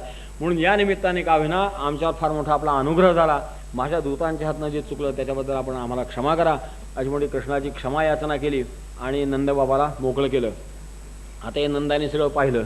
नंदस्त्वतींद्रियं दृष्ट्वा लोकपाल महोदयं कृष्णे च सन्नितींतेषां ज्ञातिभ्यो विस्मितो ब्रवीत. त्याने मोठं अलौकिक दृश्य पाहिलं हे की अरे कृष्णा ते असं मला खाली नेलं होतं, माझ्या पाठोपाठ कृष्ण तिथे आला, सगळ्यांना सांगायला लागले नंदबाबा. आणि तिथला तो जो वरुण होता, मोठा लोकपाल होता, तोही कृष्णाच्या पाया पडला. म्हणजे आपला निर्णय बरोबर आहे म्हणले. त्यांना ते समाधान त्याचं होतं की भगवंताचं आपल्याला ज्ञान झालं. मोठा अलौकिक आनंद असतो त्याचा. तेव्हा त्याचा मोठा त्यांनी असा कधी भगवत कथा माणसं करतात म्हणजे अशाच चर्चा निघतात ना, तेव्हा असं मोठं त्यांनी ते सगळं सविस्तर वर्णन सांगितलं. आता काही लहान मुलं होती, काही मोठी होती, काही अडाणी होती. तेव्हा अशा सगळ्यांमध्ये थोडं थोडं ते असं ऐकायला आलं की कृष्ण आपण समजतो तितका साधा नाही, असा मोठा दिव्य आहे, अमुक आहे, देवाचा अवतार म्हणतात. कोणी विचारलं कृष्णा तू खरंच देवच कार्य वगैरे अशी ती चर्चा व्हायची. तेव्हा ती इंद्र वगैरे येऊन गेलेला होता. तेव्हा या गोपाळांनी चौकशी केली की देवा तो कोण आला होता रे तुझ्याकडं. मग ती गाय आली होती बघ, तुला ते दूध बीज त्यांनी दिलं म्हणले. आम्ही उपलं त्याचं ते भेसरूप पोहून काही जवळ नाही, ते 1000 डोळ्याचा होता ना इंद्र, त्याच्या माशासारखे खवले खवले असं दिसायचे. कोण होता. अरे म्हणले तो इंद्र होता. कुठला हा इंद्र म्हणले. तो स्वर्गाचा राजा आहे. मग तो इथे कशाला आला होता. काय नाही म्हणले, मला भेटायला आला होता. असं का म्हणले. मग आपण त्याच्या गावात जाऊया की म्हणले बघायला. आहे म्हणलं त्याचं गाव असं दिसत नसतं, मेल्याशिवाय दिसत नसतं. न दिसायला काय झालं म्हणला, तो जर जिवंत असताना आपल्या गावाला येतो, आपल्याला अडचण काय म्हणले. आता या अडाण्यानं सांगावं कसं ते इंद्राचं गाव कसं आहे. देवाचं काहीही चाललं नाही. भागवतकार म्हणतात या बाळसवंगड्यांच्या हट्टापुढं काही चाललं नाही. तो जर आपल्या गावाला आला तर आपल्याला त्याच्या गावाला बघता आलंच पाहिजे. येत नाही म्हणजे कसं. ते कृष्णा तू काही बघ म्हणले, तुझ्या तो ओळखीचा आहे ना, काय त्याला सांगायचं ते सांग म्हणले. शेवटी नाईलाज झाला भगवंताला. आपल्या योगमायेने त्यांनी काय केलं, सगळ्या इति संचिंत्य भगवान महाकारुणिको हरी दर्शयामास लोकम स्वम गोपानं तमसः परम. मग आता काय करणार. सत्यम ज्ञानम अनंतम यद ब्रह्मज्योती सनातनम असं त्याचं स्वरूप होतं की ज्याचा मोठ्या अधिकारी महात्म्यांना प्रवेश नव्हता.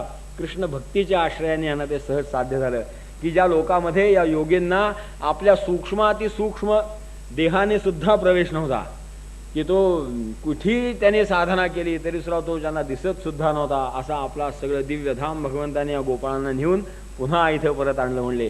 आणि त्यातल्या काही लोकांनी ओळखलं म्हणले, अरे तिथं आम्ही कृष्णाला पाहिलं म्हणले. तेव्हा हा कृष्ण तिथलाच आहे हे नक्की म्हणले. आता तिथं आम्ही या सगळ्या मोठ्या मोठ्या ज्ञानी लोकांना, ज्याचे आपण सगळे लोक पूजा करतो की नाही, महाराज आले, संत आले म्हणून, ते सगळे लोक तिथं आम्ही पाय पडताना बघितले कृष्णाच्या. तेव्हा असं काही मुलांना ते जाणवलं. काही मुलं आपली सामान्य होती, ज्याची जशी अवस्था असेल तसं त्याला ज्ञान होत जातं. त्याला मोठं भगवंताचं असं दिव्यत्व हळूहळू हळूहळू प्रगट होत जातं. असं सगळं गोकुळ त्या भगवंताच्या दिव्य लीलांनी मोठं व्यापून घेत होतं. थोडा वेळ नामस्मरण करू आणि पुढच्या कथे बघायला सुरुवात करू.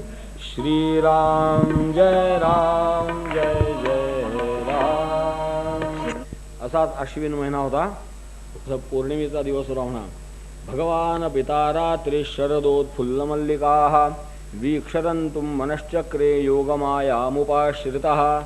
की भगवंताने अशाच एका कोजागिरी पौर्णिमेच्या दिवशी आपल्या वनामध्ये, त्या कुंजवनामध्ये गेले होते. मोठं सुंदर आल्हाददायक त्या वनश्रीचं सौंदर्य तिथं होतं.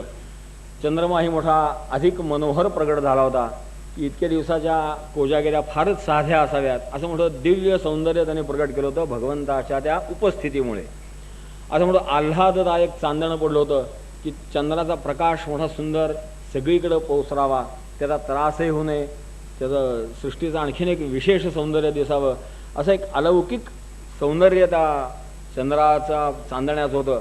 भगवंताच्या रूपाचं तर त्यामुळं अधिकच खुलून दिसलं की त्याचं वैशिष्ट्यच असं होतं भगवंताच्या रूपाचं की ते सूर्यप्रकाशातही चांगलं दिसायचं, चंद्रप्रकाशातही चांगलं दिसायचं. तेव्हा असं मोठं अद्भुत सौंदर्य होतं. त्याच्या असं एका भक्ताने अशी टीका, ह्याच्यावरती टीका, अशा प्रकरणामध्ये खूप अशा टीका, ते म्हणले की कमळं तसं एकच असतं, कुठंतरी सूर्यविकासने तरी असतं ना तर चंद्रविकासने तरी असतं. पण भगवंताचं हे स्वरूप असं होतं की ते सूर्यप्रकाशातही खुलायचं आणि चंद्रप्रकाशातही खुलायचं. सूर्यप्रकाशात असं वाटायचं की चंद्रप्रकाशातल्या कृष्णापेक्षा हा जास्त चांगला, आणि चंद्रप्रकाशात असं वाटायचं की सूर्यप्रकाशापेक्षा हा जास्त चांगला. असं मोठं दिव्य लीला विग्रह भगवंताचा होता. असं पितांबर नेसला तो कौस्तुभमणी आहे, तुळशीची धारण माळ केली, रानातली काही अशी सुगंधी निर्गंधी फुलं त्यांच्या माळा आहेत, मोराचं पीस डोक्यामध्ये असं सुंदर खोचलेलं आहे. असा भगवान आपल्या सुरेख अशा आनंदामध्ये पुन्हा वेणुनाद करत होते. आणि त्या वेणुनादाने पुन्हा सगळं वातावरण असं मोठं दिव्य भारून गेलं होतं. हळूहळू हळू वाऱ्याच्या आश्रयाने जसा जसा तो वेणुनाद या गोकुळांमध्ये आला तेव्हा सगळे गोप स्तब्ध झाले त्या नादाने. आपण त्या वेणुनादाचं महात्म्य काल थोडा विचार केला त्याचा. तेव्हा त्या नादाने या गोपिकांची अवस्था तर मोठी अशी दिव्य झाली की तावार्यमाणा पतिभिः पितृभिर्भ्रातृबंधुभिः गोविंदा परतात्मानो नन्यवर्तन मोहिताः अशा तन्मय झाल्या आणि त्यांचं जे जे काही काम करत होत्या ते आपल्या हातातलं काम सुटलं. सोडायचा असा निश्चय संकल्प वगैरे काही नाही. त्यांना ते काम कधी सोडलं त्यांचं त्यांना कळलं नाही आणि त्या या कुंजाच्या दिशेने नकळत आपोआप जणू काही कोणी आकर्षण करून घ्यावं अशा त्या खेचल्या गेल्यासारख्या त्या कुंजवनाकडे निघाल्या. काही माणसांनी अडवायचा प्रयत्न केला असं म्हणतात. तेव्हा त्यांनी कोणी प्रयत्न केला याचंही त्यांना भान नव्हतं. त्यामुळं भानच नव्हतं तर त्या थांबतील अशी शक्यताही नव्हती. तेव्हा त्या कुंजवनाकडे मोठ्या अशा प्रेमाने निघाल्या.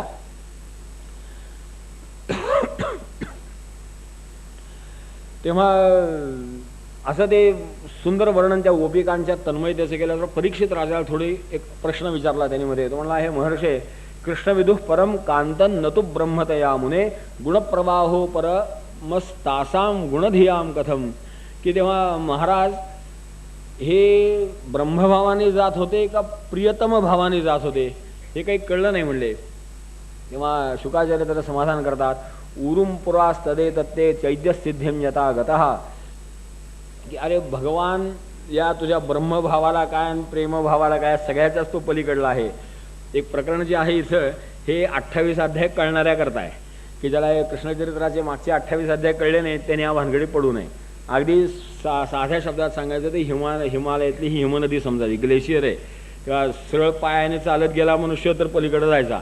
जर कुठं बुद्धिभेदाने थोडा पाय निसटला की हे रासक्रीडा वर्णन असं आहे की जे पचलं तर त्याच्यात आनंद आहे आणि नाही पचलं तर विकल्प आणि संशयाने इतका मनुष्य खाली फेकला जाईल की या भानगडीत न पडलेला बरा असं मोठं अवघड प्रकरण आहे ते.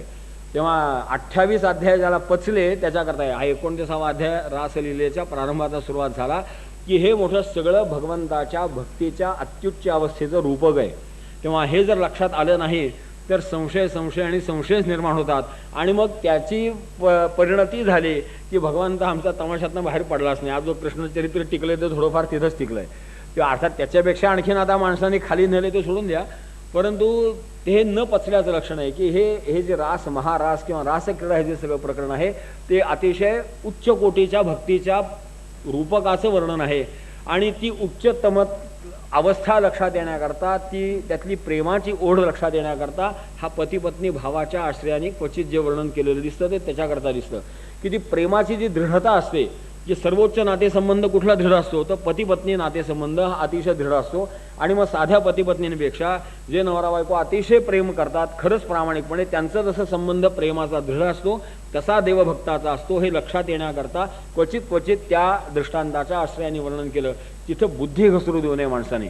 तेव्हा या गोपी या माणसाच्या वृत्तींचं प्रतिनिधी आहे असं मोठं सविस्तर रूपक आहे. ते सांगण्याचं सामर्थ्यही वाढत आहे आणि क्वचित मी काही शब्दज्ञान प्रगट करायचा प्रयत्न केला तरी अंतःकरणात जर भाव नसेल तर ते सांगूनही उपयोग होणार नाही. हा निखळ वेदांतालाही अप्राप्य असा भक्तिशास्त्राचा विषय आहे. हा समजावून घ्यायचा विषय की अतिशय म्हणून ती 28 अध्यायातली भगवंताची महती ज्याला कळली त्यांनी त्या महतीच्या आश्रयाने हा विचार करावा. म्हणजे आपत्ती ह्याच्यामध्ये येत नाही. कारण आपत्ती आली तर आपला बुद्धिभेद होतो आणि आपला बुद्धिभेद झाला तर आपल्या कल्याणाचा नाश होतो. आणि म्हणून या कृष्णचरित्राचा हा मोठा आक्षेपार्ह भाग अजूनही चर्चा चर्चण माणसं ह्याच्यावर करतात. उलट सुलट बोलतात. काही शृंगारिक चावटही ह्याच्यावरती बोलतात. परंतु हे सगळं प्रकरण हे चावटपणाचं नसून हा भक्तिशास्त्रातला एक अतिशय उदात्त अनुभव आहे. अशा भूमिकेतनं थोडं समजून घ्यायचा प्रयत्न करावा लागतो. अनेक ह्याच्यावर टीकास्त्र उपलब्ध आहेत. याला दुसरं ह्याचं शेवटचं महात्म्य आहे ते महात्म्य या दृष्टीने लक्षात घेण्यासारखं. ते आधी सांगतो मुद्दाम की कित्येक वेळा महात्म्य आधी काय सांगायचं तर त्याचा दृष्टिकोन काय ते या रासक्रीडेचं महात्म्य असं सांगतात की जे या रासक्रीडेचं अध्ययन करतात चिंतन करतात त्यांची सर्व प्रकारच्या कामोपवासनांमधनं शांती होऊन भगवत प्रीतीचा लाभ होतो. आता मला सांगा शृंगारिक चित्र पाहून पाहून कोणाची शृंगार इच्छा जाते का?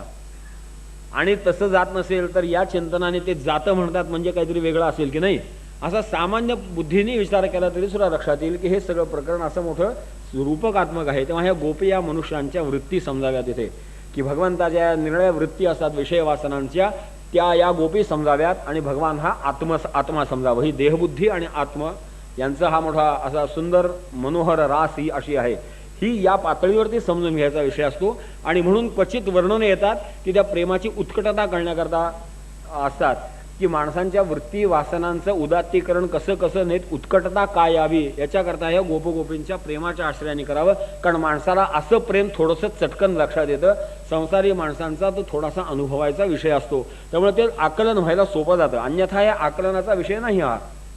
म्हणून सुरुवातीपासूनच थोडी बुद्धी सावध ठेवावी, की हा असा तो दिव्य भक्तिशास्त्राचा विषय आहे, हा अनुभवायचा विषय आहे, परंतु क्वचित कुठेतरी आपल्याला दिशा माहिती असावी म्हणून ती पुन्हा पुन्हा ही चिंतनाचा विषय असतो. हा मोठा गंभीर विषय आहे तसा. म्हणजे तेव्हा या गोपी अशा आल्या, हा सगळा भाव शुकाचार्यांनी परीक्षित राजाला समजावून सांगितला रासलीलेच्या प्रारंभी, की असं म्हणून आपण कथा बघा कशी, की कृष्ण परमात्म्याचं पूर्ण दैवी प्रगटीकरण झाल्यानंतर रासलीला आहे.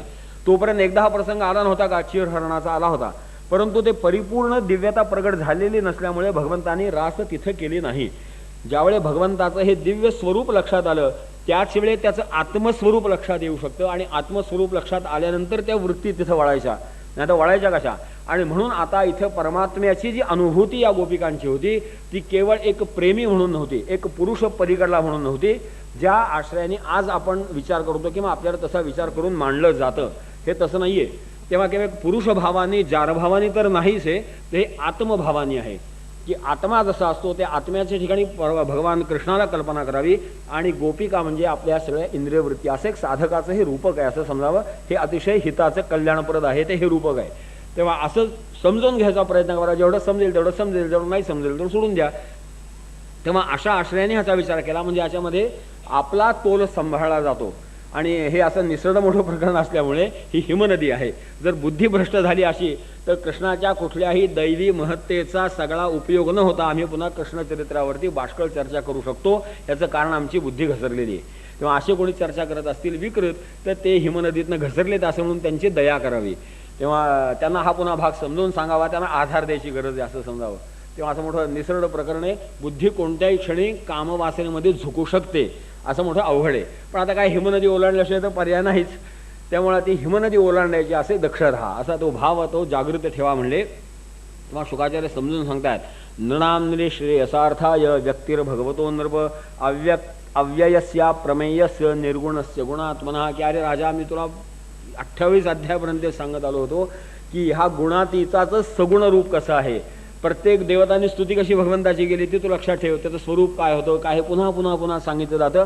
क्वचित कंटाळाला असं वाटलं तरी सांगितलं जातं, तेवढ्याच करता सांगितलं जातं की तो मनबुद्धींवरचा संस्कार कधी मिटू द्यायचा नसतो. अरे हा सगळ्यांच्या अंतर्बाह्य ओतप्रोत राहिला आहे तरी सुद्धा लीला करतोय. ही लीला या लीलेच्याच सुखाकरता घ्यायची असते. जसं आपण यज्ञेन यज्ञमय यजंत समजून घेतलं तसे प्रेमसुखाकरता प्रेमलीला आहे, बस ह्याच्या बाकी दुसरा हेतू काही नाही म्हणले. अशा पातळीवर समजावून घे. कामम क्रोधम भयम स्नेहम ऐक्यम सौहृदमेवच नित्यम हरौ विधरतो यांती तन्मयताम हिते. आणि म्हणून याच्याकरता कुठल्याही आश्रयाने का होईना तुमची कोणतीही वृत्ती असो ती वृत्ती भगवदर्पण करा. अगदी एकदा मागं आपण हा विषय वेगळ्या संदर्भात विचारात घेतला होता की ज्ञानोबाराव म्हणतात, आगा मज एकुलाणीचे खागे मज येवो ये भलतेनी मार्गे. भक्ती अथवा विषय विरागे अथवा वैरे, त्याच्यामध्ये विषयाचं म्हणून कित्येकदा या गोपिकांचा दृष्टांत दिला जातो संत वाङ्मयमरुसरा. याचं कारण एकच आहे की आपण विषयी आहोत, तेव्हा आपल्याला अनुकूल काहीतरी पाहिजे आणि म्हणून विषय स्वरूपाने का होईना भगवंताची भक्ती प्राप्त होते. हा त्याचा अनुसंधानाचा विषय आहे. तिथं आपलं लक्ष ढळू द्यायचं नाही. आणि म्हणून कुठल्याही का आश्रयाने भगवंताच्या दिशेने आपली वृत्ती राहावी हे महत्त्वाचं असतं. तुम्ही काम भगवंताला अर्पण करा, क्रोध अर्पण करा, भय अर्पण करा, ऐक्य करा, काही करा, जे कराल ते भगवंताचं करा. एवढं ह्याच्यामध्ये भक्ती महत्त्वाची ती आहे की तुम्ही भगवंताची कोणती वृत्ती भगवंताला आवडेल जी तुला देणं शक्य आहे ती दे. एखादा मनुष्य ज्याच्या अंतःकरणात क्रोधाशिवाय दुसरं काही नाहीच त्याने काय द्यावं, त्याने क्रोध द्यावा. शिशुपालाची कथा नाही काय ख्रिस्तू म्हणले, त्याने आयुष्यभर मत्सरच केला भगवंताचा, शेवटी त्याचं कल्याण झालं ना. तसं एक एक षड्रिपूंची व्यवस्था लावण्याकरता भगवंतांनी या लीला का केल्या, तर सामान्य माणसाच्या अंतःकरणात ज्या वृत्ती असतात त्यांची व्यवस्था केली नाही. तेव्हा शिशुपाल चरित्र काय सांगतं की मत्सरग्रस्तता आहे, असू दे, भगवंताचा मत्सर करा. जर हिंमत असेल तुमची तर भगवंताचा मत्सर करा. तेव्हा तुमचं कल्याण, भगवंताचं काही करा तुम्ही तर तुमचं कल्याण होईल. तेव्हा असं ते सांगण्याकरता इथं कामाने गेलं का क्रोधाने गेलं हा विषय गौणे, भगवंताकडे गेला हे महत्त्वाचं असतं. तू प्राधान्य त्याला दे म्हणले. तेव्हा या भूमिकेतनं ऐक म्हणले की या गोपी कशा चालल्या होत्या. मग त्या तरी काय सगळ्या फक्त एका कामनेने चालल्या होत्या का, त्यांचे गुण स्वभाव वैशिष्ट्य फार होती म्हणले. पुढं पुढं त्याचं गंमत येणार आहे. पुढे प्रत्येकाचा स्वभाव वेगळा असू शकतो ना. माणसं जेवढ्या भिन्न प्रकृतीची असतात तेवढ्या आणखीन दुसरी सृष्टीमध्ये आणखीन विविधता काही नाही. आणि म्हणून या सगळ्यांना सामावून घेण्याकरता ही लीलाही तशीच अद्भुत झाली म्हणले. तेव्हा अशा गोपी अशा रात्री 10, 11, 12च्या मध्यरात्रीचा सुमार असेल त्या भगवंताच्या भोवती गोळा झाल्या. आता भगवंतांना काही ज्ञान नव्हतं असं थोडीच आहे, ज्ञान होतं. सगळ्यांच्या अंतर्यामी तेच आहेत. तेव्हा त्यांना याचं ज्ञान होतं तरी सुद्धा आता लीला, आणि म्हणून भगवंतांनी आपलं ते मुरलीवादन थांबवलं. सगळ्या गोपी भानावरती आल्या. त्या आवाज थांबल्यानंतर भानावरती आल्या.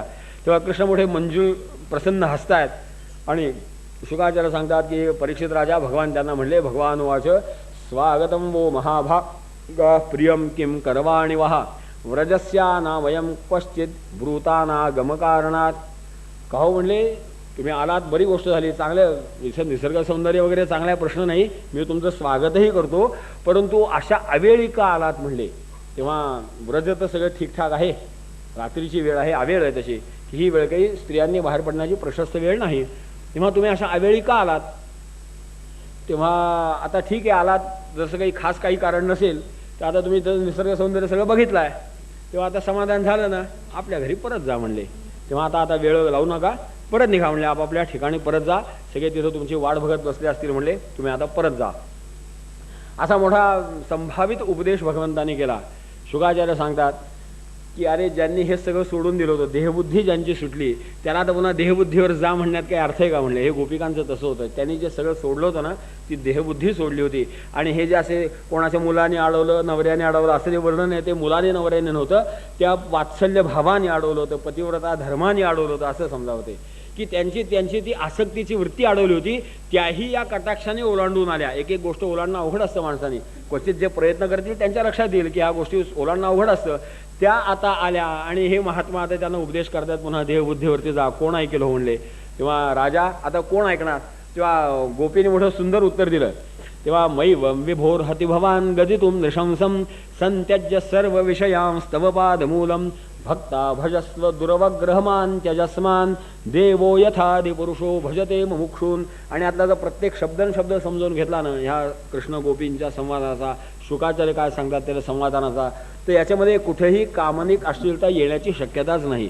गोपी इतकं सुंदर प्रार्थना करतात की हे भगवंता, हे कृष्णा, तू या सगळ्या घटाघटांमध्ये व्यापून राहिला असं आम्ही काही महात्म्यांच्याकडनं भगवंताचं स्वरूप ऐकलं म्हणले. आम्ही काही अडाणी, आम्हाला काही त्यातलं कळत नाही, परंतु तू असा सर्व व्यापक आहेस एवढं जर असेल तर हे असं तुला कठोर बोलणं शोभत नाही म्हणले.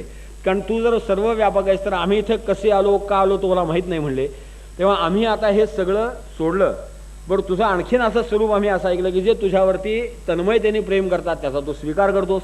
मग आम्ही एवढं सोडू शकलो, कोणाच्या बळावरती सोडू शकलो तुला कळे ना का. तेव्हा असे मोठे प्रश्न गोपी या भगवंताला करतात. तेव्हा या गोपी ज्या भगवंताला प्रश्न करतात त्या भगवंताला परब्रह्म स्वरूप मानूनच करतात. प्रत्येक गोष्ट ह्याची त्या परब्रह्म स्वरूपाचीच आहे. तेव्हा आम्ही हे आमच्या वृत्ती आत्म्याच्याकडं न्यायच्या कशाच्या आधारावरती, तर त्याचं जे आम्ही तत्वज्ञान ऐकलं, संतांच्याकडनं ऐकलं, ग्रंथांमध्ये वाचलं, त्याच्या आशेने आम्ही हे सगळं करतो. भगवंताच्या प्रेमाच्या आधारावरतीच हे विनमुख मनुष्य, म्हणजे अंतर्मुख मनुष्य व्हायचा. या देहाची आसक्ती सोडायची काही, आम्ही सगळं सोडलं, हे तुझ्या प्रेमाच्या आशेने सोडलं. आणि आता तू इतकं आम्ही तुझ्यावरती प्रेमाने तुझ्याजवळ यावं आणि तू त्याला स्वीकारणार नाहीस, हे तुला शोभतं का, असे मोठे प्रश्न त्या गोपी त्यांना करतात. तेव्हा का स्त्र्यंगते कलपदायत मूर्छितेन संमोहितार्य चरितान्न चले त्रिलोक्याम त्रैलोक्य सौभगमिदंच निरीक्ष रूपम यद गोद्विजद्रुम मृगा पुलकान्य बिभ्रन.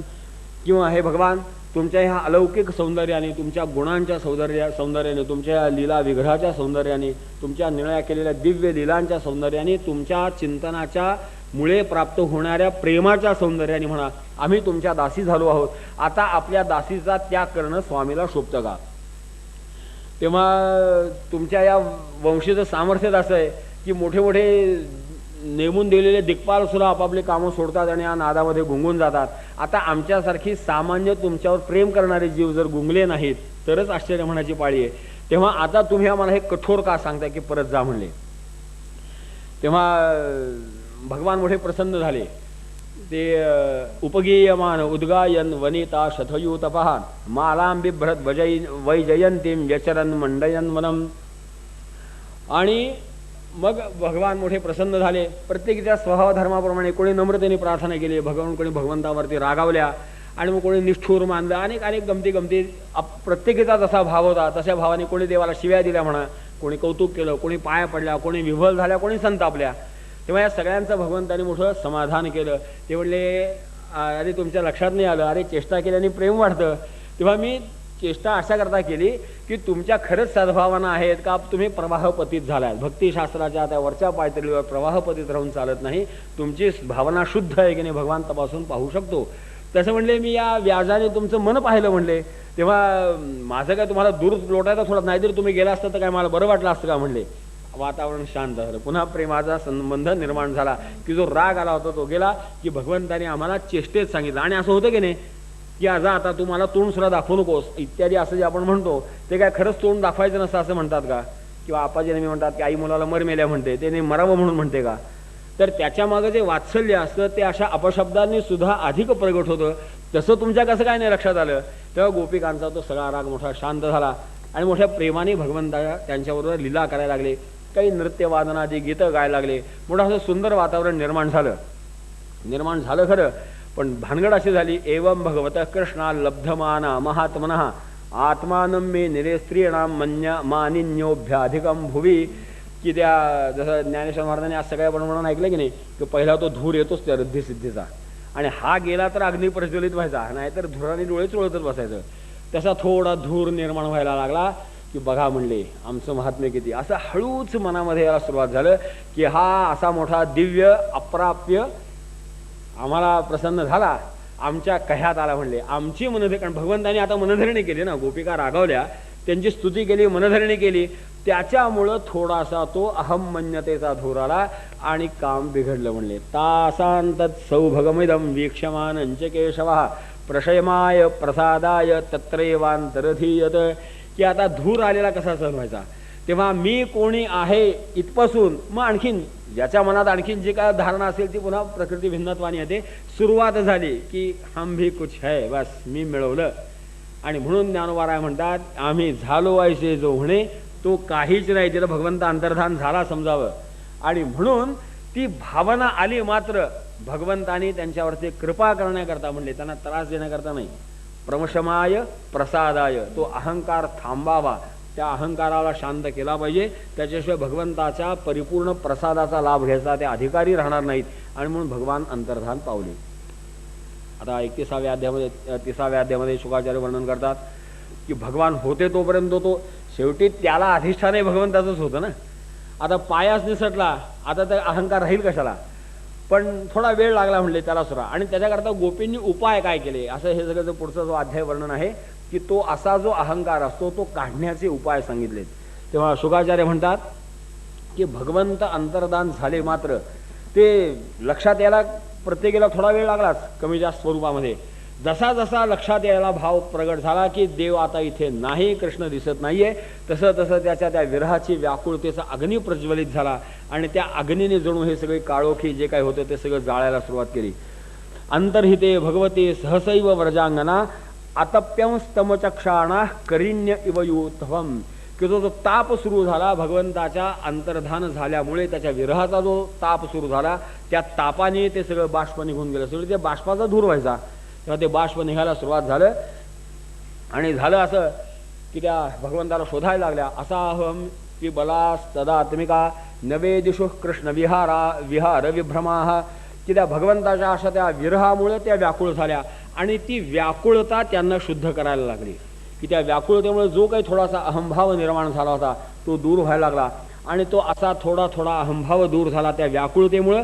थोडी थोडी चिन्ह दिसायला लागली म्हणे. आणि म्हणून सांगतात की भगवंताची पदचिन्ह दिसली. कशी पदचिन्ह दिसली. दृष्टेव क्वचिदश्वत्थ प्लक्षण्यग्रोधनो मनः नंदसूनूर गतो हत्वा प्रेमा हा सा अवलोकनैही. किती व्याकुळता अशी प्रगट झाली की जसं रामायणामध्ये रामचंद्राचं वर्णन केलंय की जसं त्या गोपी वृक्षलतांना विचारायला लागल्या की अरे आमचा कृष्ण तुम्ही पाहिलात का, कृष्ण कुठे गेला, कृष्ण पाहिलात का कुठे, आम्हाला कशी भूल पडली आणि आम्ही त्याला मुकलो म्हणले. असं पश्चात्ताप झाला. माझे मज कळो येते अवगुण, की आपले अवगुण कळायला लागले आणि मग मोठ्या विरहाने त्या व्याकुळ झाल्या. वृक्षवेली लतांना विचारायला लागल्या. त्यांना भान राहिलं नाही की हे आपल्याला प्रतिसाद देणार नाहीत म्हणून. तेव्हा अशी ती विरह व्याकुळता जशी वाढायला लागली त्या व्याकुळतेने ते भगवन्मय होऊन गेल्या म्हणले. त्या गोपिका भगवन्मय होऊन गेल्या आणि त्या स्वतःला कृष्ण बलराम असं मानायला लागल्या आणि तशा लीला करायला लागल्या म्हणले. ते कृष्ण या रामा येते द्वेतू गोपायंत्यश्च काश्चन वात्सयती हंती चान्यान तत्र एका तू बकायती. कोणी भगवंताच्या ज्या लीला ऐकल्या होत्या, काही पाहिल्या होत्या, काही नुसतं लांबनं पाहिल्या होत्या म्हणा, काही जवळनं अनुभव घेतल्या होत्या, अशा ज्या काही बाललीला होत्या भगवंताच्या त्या जणू भगवान आहेत अशा भावना ती रेखामध्ये त्या लीला त्या करायला लागल्या. कोणी भगवंताला मग हातात घेऊन पाळण्यात झुलवते, नाना प्रकार करते, कोणी नऊ घालते, माखू घालते, असं जिची जशी तंद्री लागली तशी ती भगवन्मय झाली. कोणी त्या भगवंताला उखळाला बांधलं तीच लीला केली म्हणले. आणि मग कोणी उखळाला बांधायचा अभिनय करावा, रांगण्याचा अभिनय करावा, त्यांना भान राहिलं नाही. अशा भगवन्मय झाल्याची असं मोठं सुंदर वर्णन शुकाचार्याने केलं की गोपिका कशा तन्मय होऊन स्वतःला कधी कृष्ण मानायच्या, कधी कृष्णाला बांधणारी गोपी मानायच्या, कधी कृष्णाला रागवणारी गोपी मानायच्या, कधी राग स्वीकारणारा कृष्ण व्हायच्या.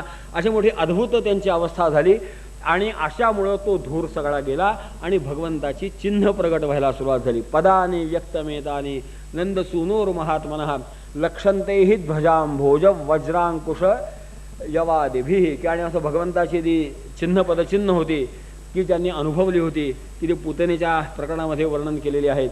तेव्हा ती अशी चिन्ह सगळी पाहिली आणि मग त्या चिन्हाच्या अनुषंगाने गोपिका हळूहळू निघाल्या की अरे नाही भगवान आता इथं असं सापडेल.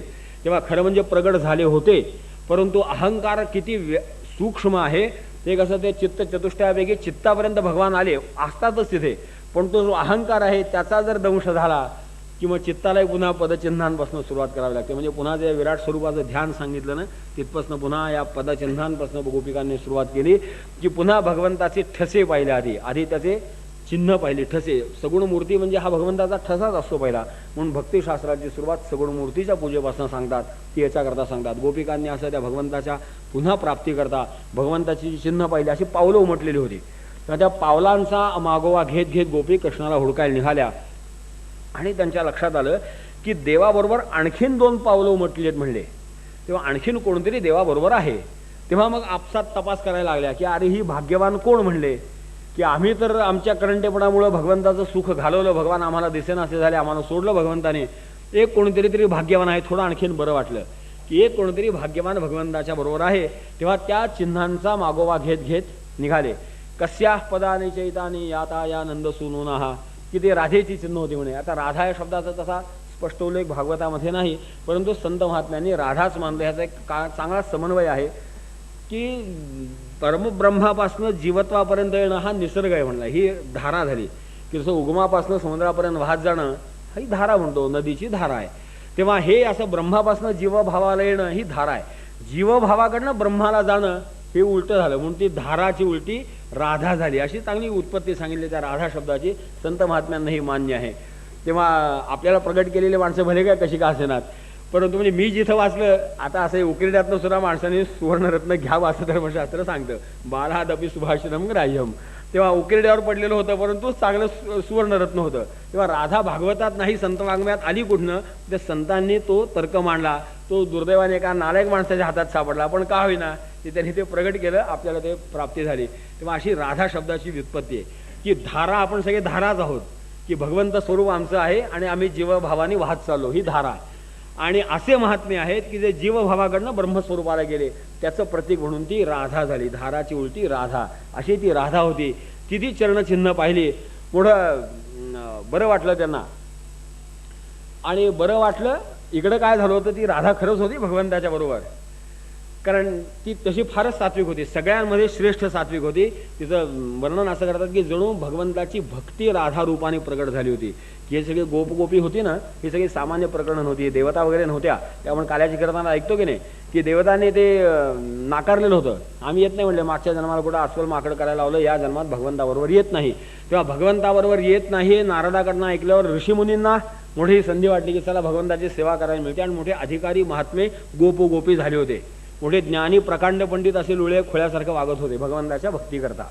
तेव्हा अशी या सगळ्याची अग्रणी असलेली राधा साक्षात भगवत भक्ती, भगवंताचा सगुण अवतार होणार म्हणल्यावर तीही राधा रूपाने प्रगट झाली होती. अशी ती राधा मोठी अधिकारी होती. त्यामुळे तिच्या मनामध्ये तो अभिमानाचा प्रादुर्भाव झाला नव्हता. आणि म्हणून भगवंतांनी त्याला आपल्याबरोबर घेतली, या गोपिकांमधनं आदर्श झाले. आणि हे तिने पाहिल्यावर मात्र तिचीही सुटका झाली. नवल अहंकाराचे गोठी विशेष नलगे सज्ञानाचे पाठी. इतका तो सूक्ष्म असतो की राधा सुद्धा सुटली नाही.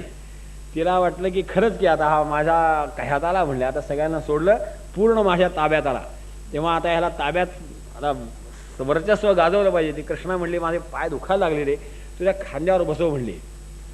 भगवान म्हणले बरी गोष्ट झाली, आता तुझ्या डोक्यात आलं का म्हणले. पण काय म्हणले राधे, माझे आता हात दुखले म्हणले. तेव्हा तू असं कर, तर त्या झाडावर चढ, फांदीवर चढ आणि माझ्या खांद्यावर बस म्हणले. बरं म्हणले, काय हरकत नाही, चांगलं झाड होतं तिथं. त्या भगवंताने असं ते 6 फूट उंचीवर राधेला नेलं आणि नेलं, आता खांद्यावर बस म्हणले. भगवान अदृश्य झाले, ती बसली तिथंच. झालं, आता तिला धड उतरता येईना खाली. भगवंताचा आधार घेत घेत वर चढली, खरं भगवान अदृश्य झाले. आणि या गोपी त्या पदचिन्हांचा मागोवा घेत घेत घेत तिथं आल्या. कोणी अलौकिक भाग्यवान आहे हो म्हणले, तिचं भाग्य झालं, आम्ही करंट म्हणे. असं मोठ्या विरहाने पश्चात्तापाने दग्ध झालेल्या गोपिका, अशा तो पश्चात्ताप दग्ध असं स्वरूप प्रगट करत करत येतात. ते हिचं रडणं ऐकायला आलं. तेव्हा हिला पाहिले, ते झाडावरती होते, मोठ्या प्रयासाने खाली उतरले. काय ग बाई काय सांगायचं म्हणली, तुम्ही बऱ्या म्हणले, जमिनीवर तरी होतात. हां, साधू कहावन कठीण आहे, लंबा पेड खजूर, चढई तो चाखे प्रेम रस, गिरई तो चकनाचूर. सामान्य पातळीवर अडकला, जमिनीवरती राहिला. ही अजून वर गेली ना अडकली, तिथंच अडकली, त्याला खाली उतरावं लागलं. पडली असते तर हातपाय मोडायचाच उद्योग होता घेऊ. तेव्हा असं झालं म्हणले, मीही माझ्या कर्माने घालवलं म्हणले. आता काय करायचं, आता काय करायचं म्हणले, हुडकू. आणि मग पुन्हा आता पावलंही दिसेनाशी झाली. आणि मग ते पुन्हा अशा व्याकुळ होऊन त्या वाळवंटामध्ये आल्या. तेव्हा गोपिकांचं या 31व्या अध्यायामध्ये ती जी व्याकुळता आहे ती गोपिका गीत म्हणून मोठी प्रसिद्ध आहे. जयति देधिकं जन्मनाव्रजाः श्रयत इंदिरा शश्वदत्रहि दैत दृश्यतां दिक्षुतावका स्त्वयि धृतास्वस्त्वां विचिन्वते. आणि मोठ्या एकेका भगवंताच्या लीलेनी आपल्या अंतःकरणातले दोष या गोपी घालवत होत्या. असं आपण पूर्वी ऐकलं होतं की नाही, की हे दोष जाण्याकरता काय हृदयग्रंथी भेदन होतं, अमुक होतं, तमुक होतं. त्याचा हा पुरावा इथं प्रकट करतात की या गोपिका भगवंताच्या एक लीला गातात. गोपिका गीत असं मोठं सुंदर आहे, अतिशय मनोहर भगवंताच्या लीला वर्णन केल्यात गोपिकांनी, विरहाच्या व्याकुळ अंतःकरणाने केल्यात. विषय जलाप्यशात व्याल रक्षसात, की भगवंता तुम्ही विषप्राशन केलं, या मोठ्या आपत्तीतनं आमचं संरक्षण केलं. वर्ष मारुदात वैद्युता नलात वृषयात्मजात विश्वतो भयात दृषभते वयम रक्षिता महू. असं अनेक पद्धतीने तुम्ही आमचं संरक्षण केलं, अनेक प्रकार तुम्हाला त्याच्याकरता करावे लागले. आम्हाला त्यावेळेस जाणवलं नव्हतं, पण आता जाणवतं. आणि आम्ही असे तुम्ही सहज प्राप्त झालेले आम्हाला आमच्या मनामध्ये विकल्प आणला आणि तुम्हाला आम्ही मुकलो. तेव्हा अशा मोठ्या पश्चातापाने एक भगवंताच्या लीलेने आपल्या अंतःकरणाचे एक विकल्प गोपी काढत होत्या. आणि त्या अशा त्या तन्मय होत त्या भगवंताच्या गुण कथा श्रवण स्मरणाने कीर्तनाने म्हणा त्यांचे ते मल दूर होत गेले. आणि जशा त्या मल होऊन भगवंताच्या पुन्हा तन्मय स्वरूपामध्ये गेल्या, त्यांच्या प्रार्थनाही हळूहळू सुटल्या. आणि असं ज्यावेळेस सुटलं त्यावेळेस त्यांच्या अनुभवाला असलेलं भगवान तिथेच होता. इति गोप्य प्रगायंत्य प्रलपंत्यश्च चित्रधा रुरुदुस्व स्वरनराजन कृष्ण दर्शनलालसहा. अशा मोठ्या व्याकुळ होऊन तन्मय झाल्या होत्या. प्रत्येकाची अवस्था वेगळी होती, प्रत्येकाची परिस्थिती वेगळी होती, पण एक समान भाव होता. भगवंताच्या विरह व्याकुळतेने अंतःकरण शुद्ध होत गेलं होतं. आणि जसं त्यांचं अंतःकरण शुद्ध झालं, भगवान तिथं प्रगट झाले. काचित करांबुज शौरेर जगृहेन जलिनामुदा काचित ददार तद्बाहू मंसे चंदन रूषिताम. आणि मग कोणाला भगवंत उठवतायत, कोणाला डोळ्याचे अश्रू पुसतायत, कोणाला थापडतायत. अगं मी इथंच होतो म्हणले, इथंच काय होतं आम्हाला, आता तुम्ही डोळे मिटते त्याला मी काय करू म्हणले, मी तिथंच होतो, मी कुठेही गेलो नाही, मला कुठं जायचंच कारण नाही. तेव्हा मी तिथंच होतो. आता तुम्ही डोळे मिटले त्याला मी तरी काय करणार म्हणले. विषय वासनांच्या विचित्र कल्पनांनी आपली बुद्धी असे डोळे मिटून घेते आणि आपल्याला मग हृदया माझी मी रामू असता सर्व सुखांचा रामू. आणि लोक असे वेड्यासारखे भ्रामयन सर्वभूतानी अंतरारूढानी माया असं होतं. तेव्हा तुम्हाला मी तिथंच होतो म्हणले. आता तुम्हाला दिसला नाही, आता काय माझा दोष आहे का? तेव्हा आता बरं जाऊ द्या म्हणले, ते झालं ते सोडून द्या. आणि मग भगवंताच्या या अशा त्या मनोहर दर्शनाने यांची व्याकुळता पुन्हा गेली. पुन्हा प्रसन्न हृदय अंतःकरण झाली आणि पुन्हा सगळे दक्ष झाले होते की आता तो अहमभाव संपला होता.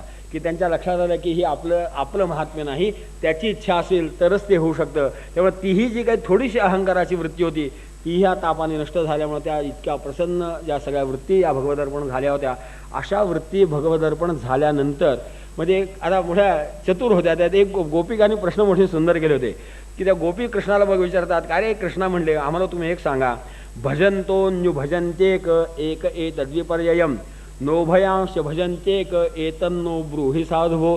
कृष्णा म्हणले एक सांग म्हणले, असं आम्ही पाहतो की काही माणसं कोणी आपल्यावर प्रेम केलं तर त्याच्यावर प्रेम करतात म्हणले, काही माणसं असतात प्रेम नाही केलं तरी प्रेम करतात, आणि काही माणसं अशी असतात की कितीही प्रेम करा ते प्रेम करतच नाही. आपण ह्यातले कुठे म्हणले, आपण इथं कुठे बसता? असं मोठा सुंदर प्रश्न विचारला की भगवंताच्या प्रेमाचं स्वरूप काय. तेव्हा भगवंताने मोठं सुंदर सविस्तर उत्तर दिलंय. एवं मदर्थो जित लोकवेद स्वानाम हि वो मय्यनुवृत्तये बलाः मया परोक्षम भजता तिरोहितम मासूयितुम मार्हत तत्प्रियम प्रियाः. या प्रेम हे प्रेमच असतं म्हणले. ते असं प्रेम काय व्याख्याने जमत असतं काय म्हणले, किंवा असे प्रेमाचे भाग करता येतात का की तुम्ही माझ्यावर प्रेम करा तरच माझं प्रेम आहे, तुम्ही प्रेम नाही केलं तर माझं प्रेम आहे, असं प्रेमामध्ये कसं सांगता येईल म्हणलं बरं. असं मोठं भगवंतांनी उत्तर दिलंच नाही. नेमकं काय उत्तर ते दिलंच नाहीये, पण मोठं सविस्तर समाधान केलं. खूप सुंदर श्लोक आहे ते, मुळात वाचण्यासारखे. नाही तसं थोडक्या वेळामध्ये तर वर्णन करणं अशक्यच आहे. आणि मग अशा ज्यावेळी गोपी ह्या अंतःकरणाने परिपूर्ण अंतर्बाह्य शुद्ध झाल्या, वृत्ती परिपूर्ण निष्कलंक झाल्या की मग त्या ज्या भगवदर्पण होतात तिथं आता महारास होते. आणि एक 33वा अध्याय हा महारास म्हणून आहे की भगवंतानी मोठी अद्भुत महारास रचली की ते जीवात्मा आणि शिवात्मा जो एक झाला, जीव शिवाचं जे ऐक्य झालं. आणि आता त्यांच्या लीला असतात त्या कशा लीला मोठ्या प्रसन्न असतात. खूप सुंदर वर्णन शुकाचार्य करतात. तत्रारभत गोविंद रासक्रीडा मनोव्रतैः स्त्रीरत्नैरन्मितः प्रीतैरन्योन्याबद्धबाहुभिः. की मग आता भगवंताला काय की प्रत्येक गोपीच्या ठिकाणी एक एक भगवंत पुन्हा प्रगट झाला. प्रत्येका ठिकाणी आत्मा आहेच ना, किंवा वृत्ती कशाही असो प्रत्येक वृत्तीला भगवंताच्या स्वरूपाचा आश्रय मिळतो. किंवा प्रत्येक गोपीवाशी भगवान आपलं तेच मनोहर सुंदर रूप घेऊन प्रकट झाला की प्रत्येकाला जणू एक एक पुन्हा स्वतंत्र परमेश्वर मिळाला. असं मोठं सुंदर होतं. कधी भगवान विविध व्हायचे, पुन्हा कधी एक व्हायचे, अशी मोठी अद्भुत लीला चालायची. ततो दुंदभयो नेदुर्निपेतुः पुष्पवृष्टयः जगुर्गंधर्वपतयः सस्त्रीकास्तद्यशोंबरम. आकाशामध्ये मोठ्या त्या अधिकारी महात्म्यांची गर्दी झाली. भगवान शंकर ब्रह्मदेव तिथे आले. मोठ्या अनकदुंदुभी पणव वाजायला लागली, स्वर्गीय वाद्य वाजायला लागली.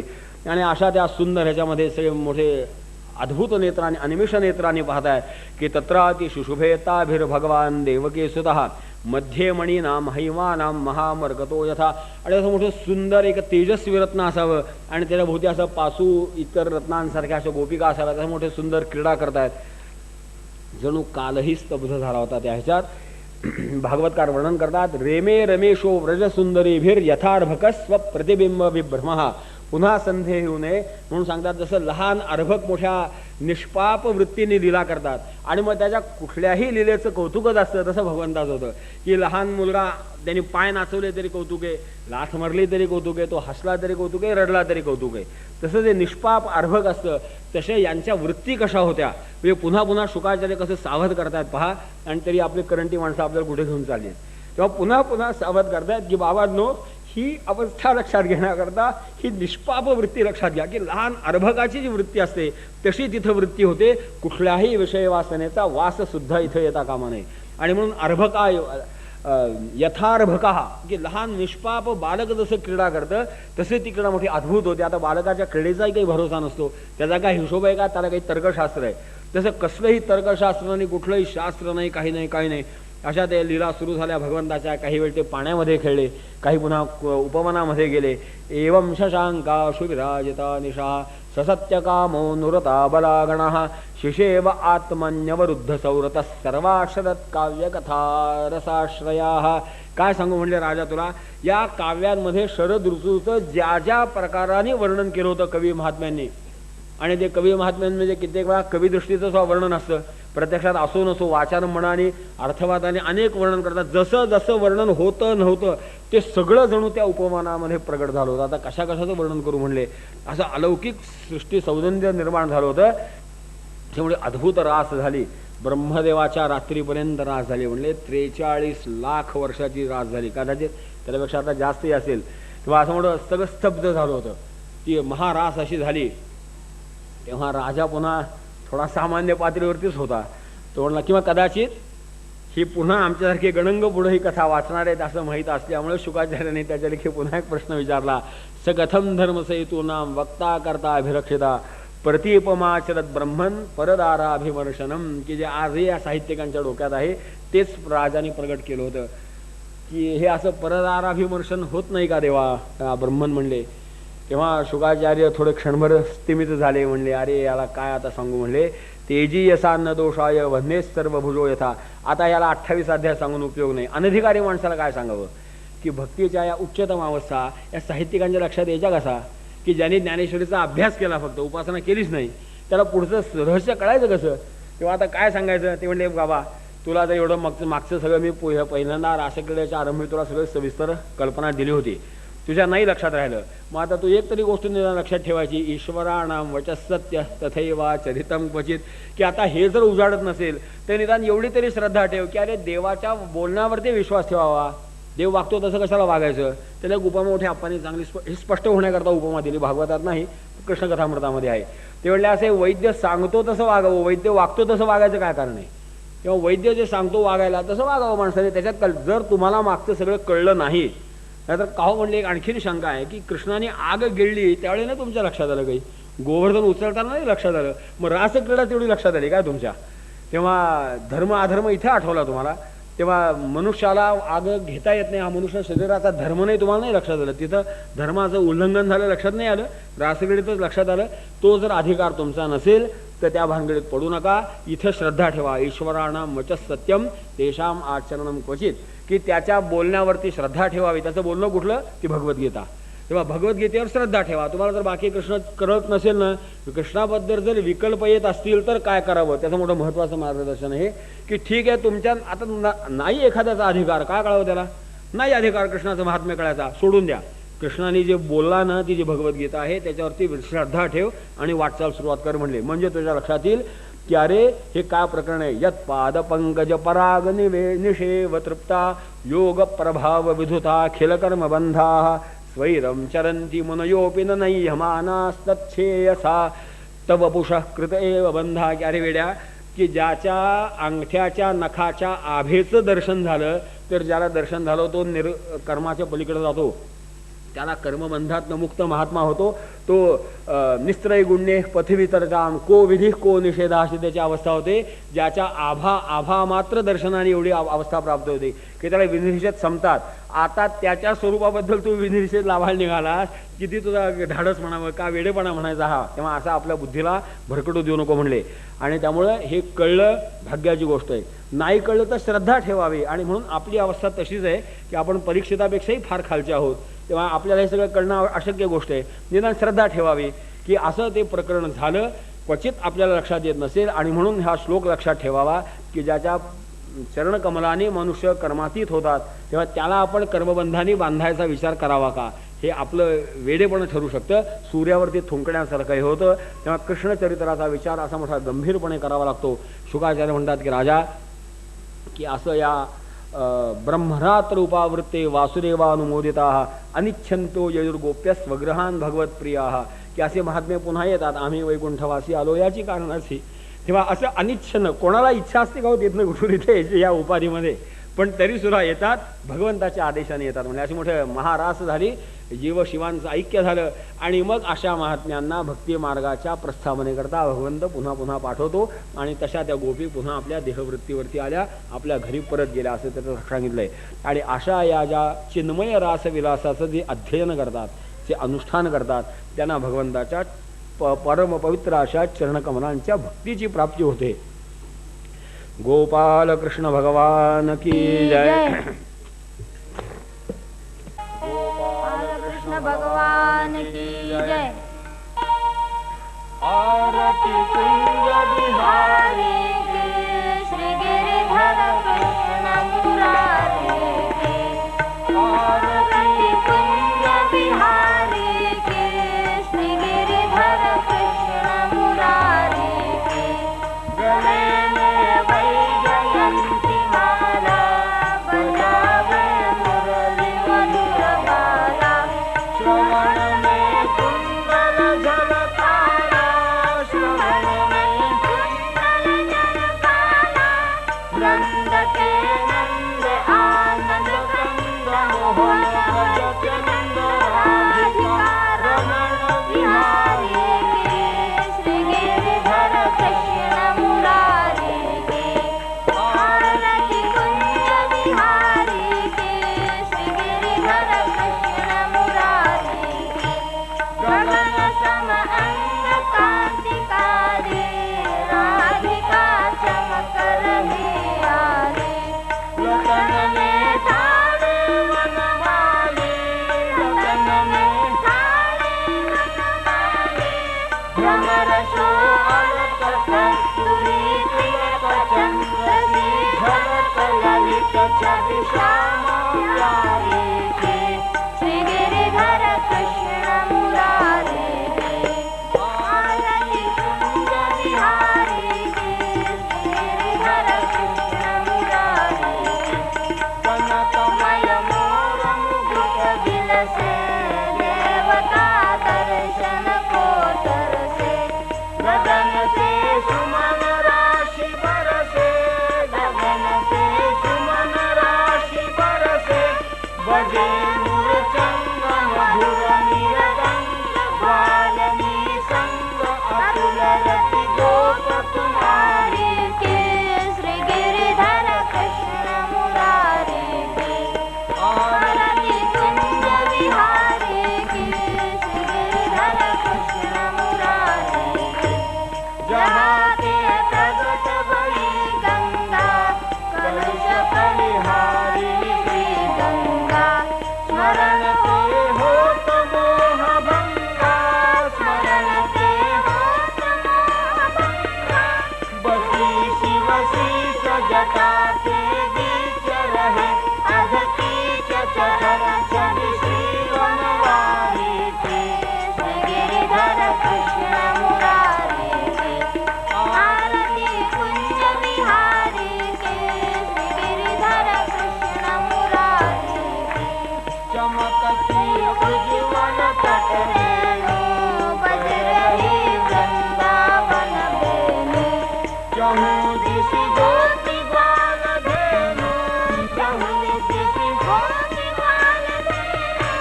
हसत मुख मंद यशोदानंद, देवकी चंद्र भक्ति गोपिका कुमारी के श्री गिरिधर कृष्ण मुरारी के। आरती कुंज बिहारी के श्री गिरिधर कृष्ण मुरारी के। आरती कुंज बिहारी के श्री गिरिधर कृष्ण मुरारी के। गोपाल कृष्ण भगवान की जय। जय हो जय श्री भागवता, आरती करू तुझ भगवंता। जय हो जय श्री भागवता, आरती करू तुझ भगवंता। श्री शुक मुनीने परम भक्तीने गाना करीने, गायले जा हरि चरित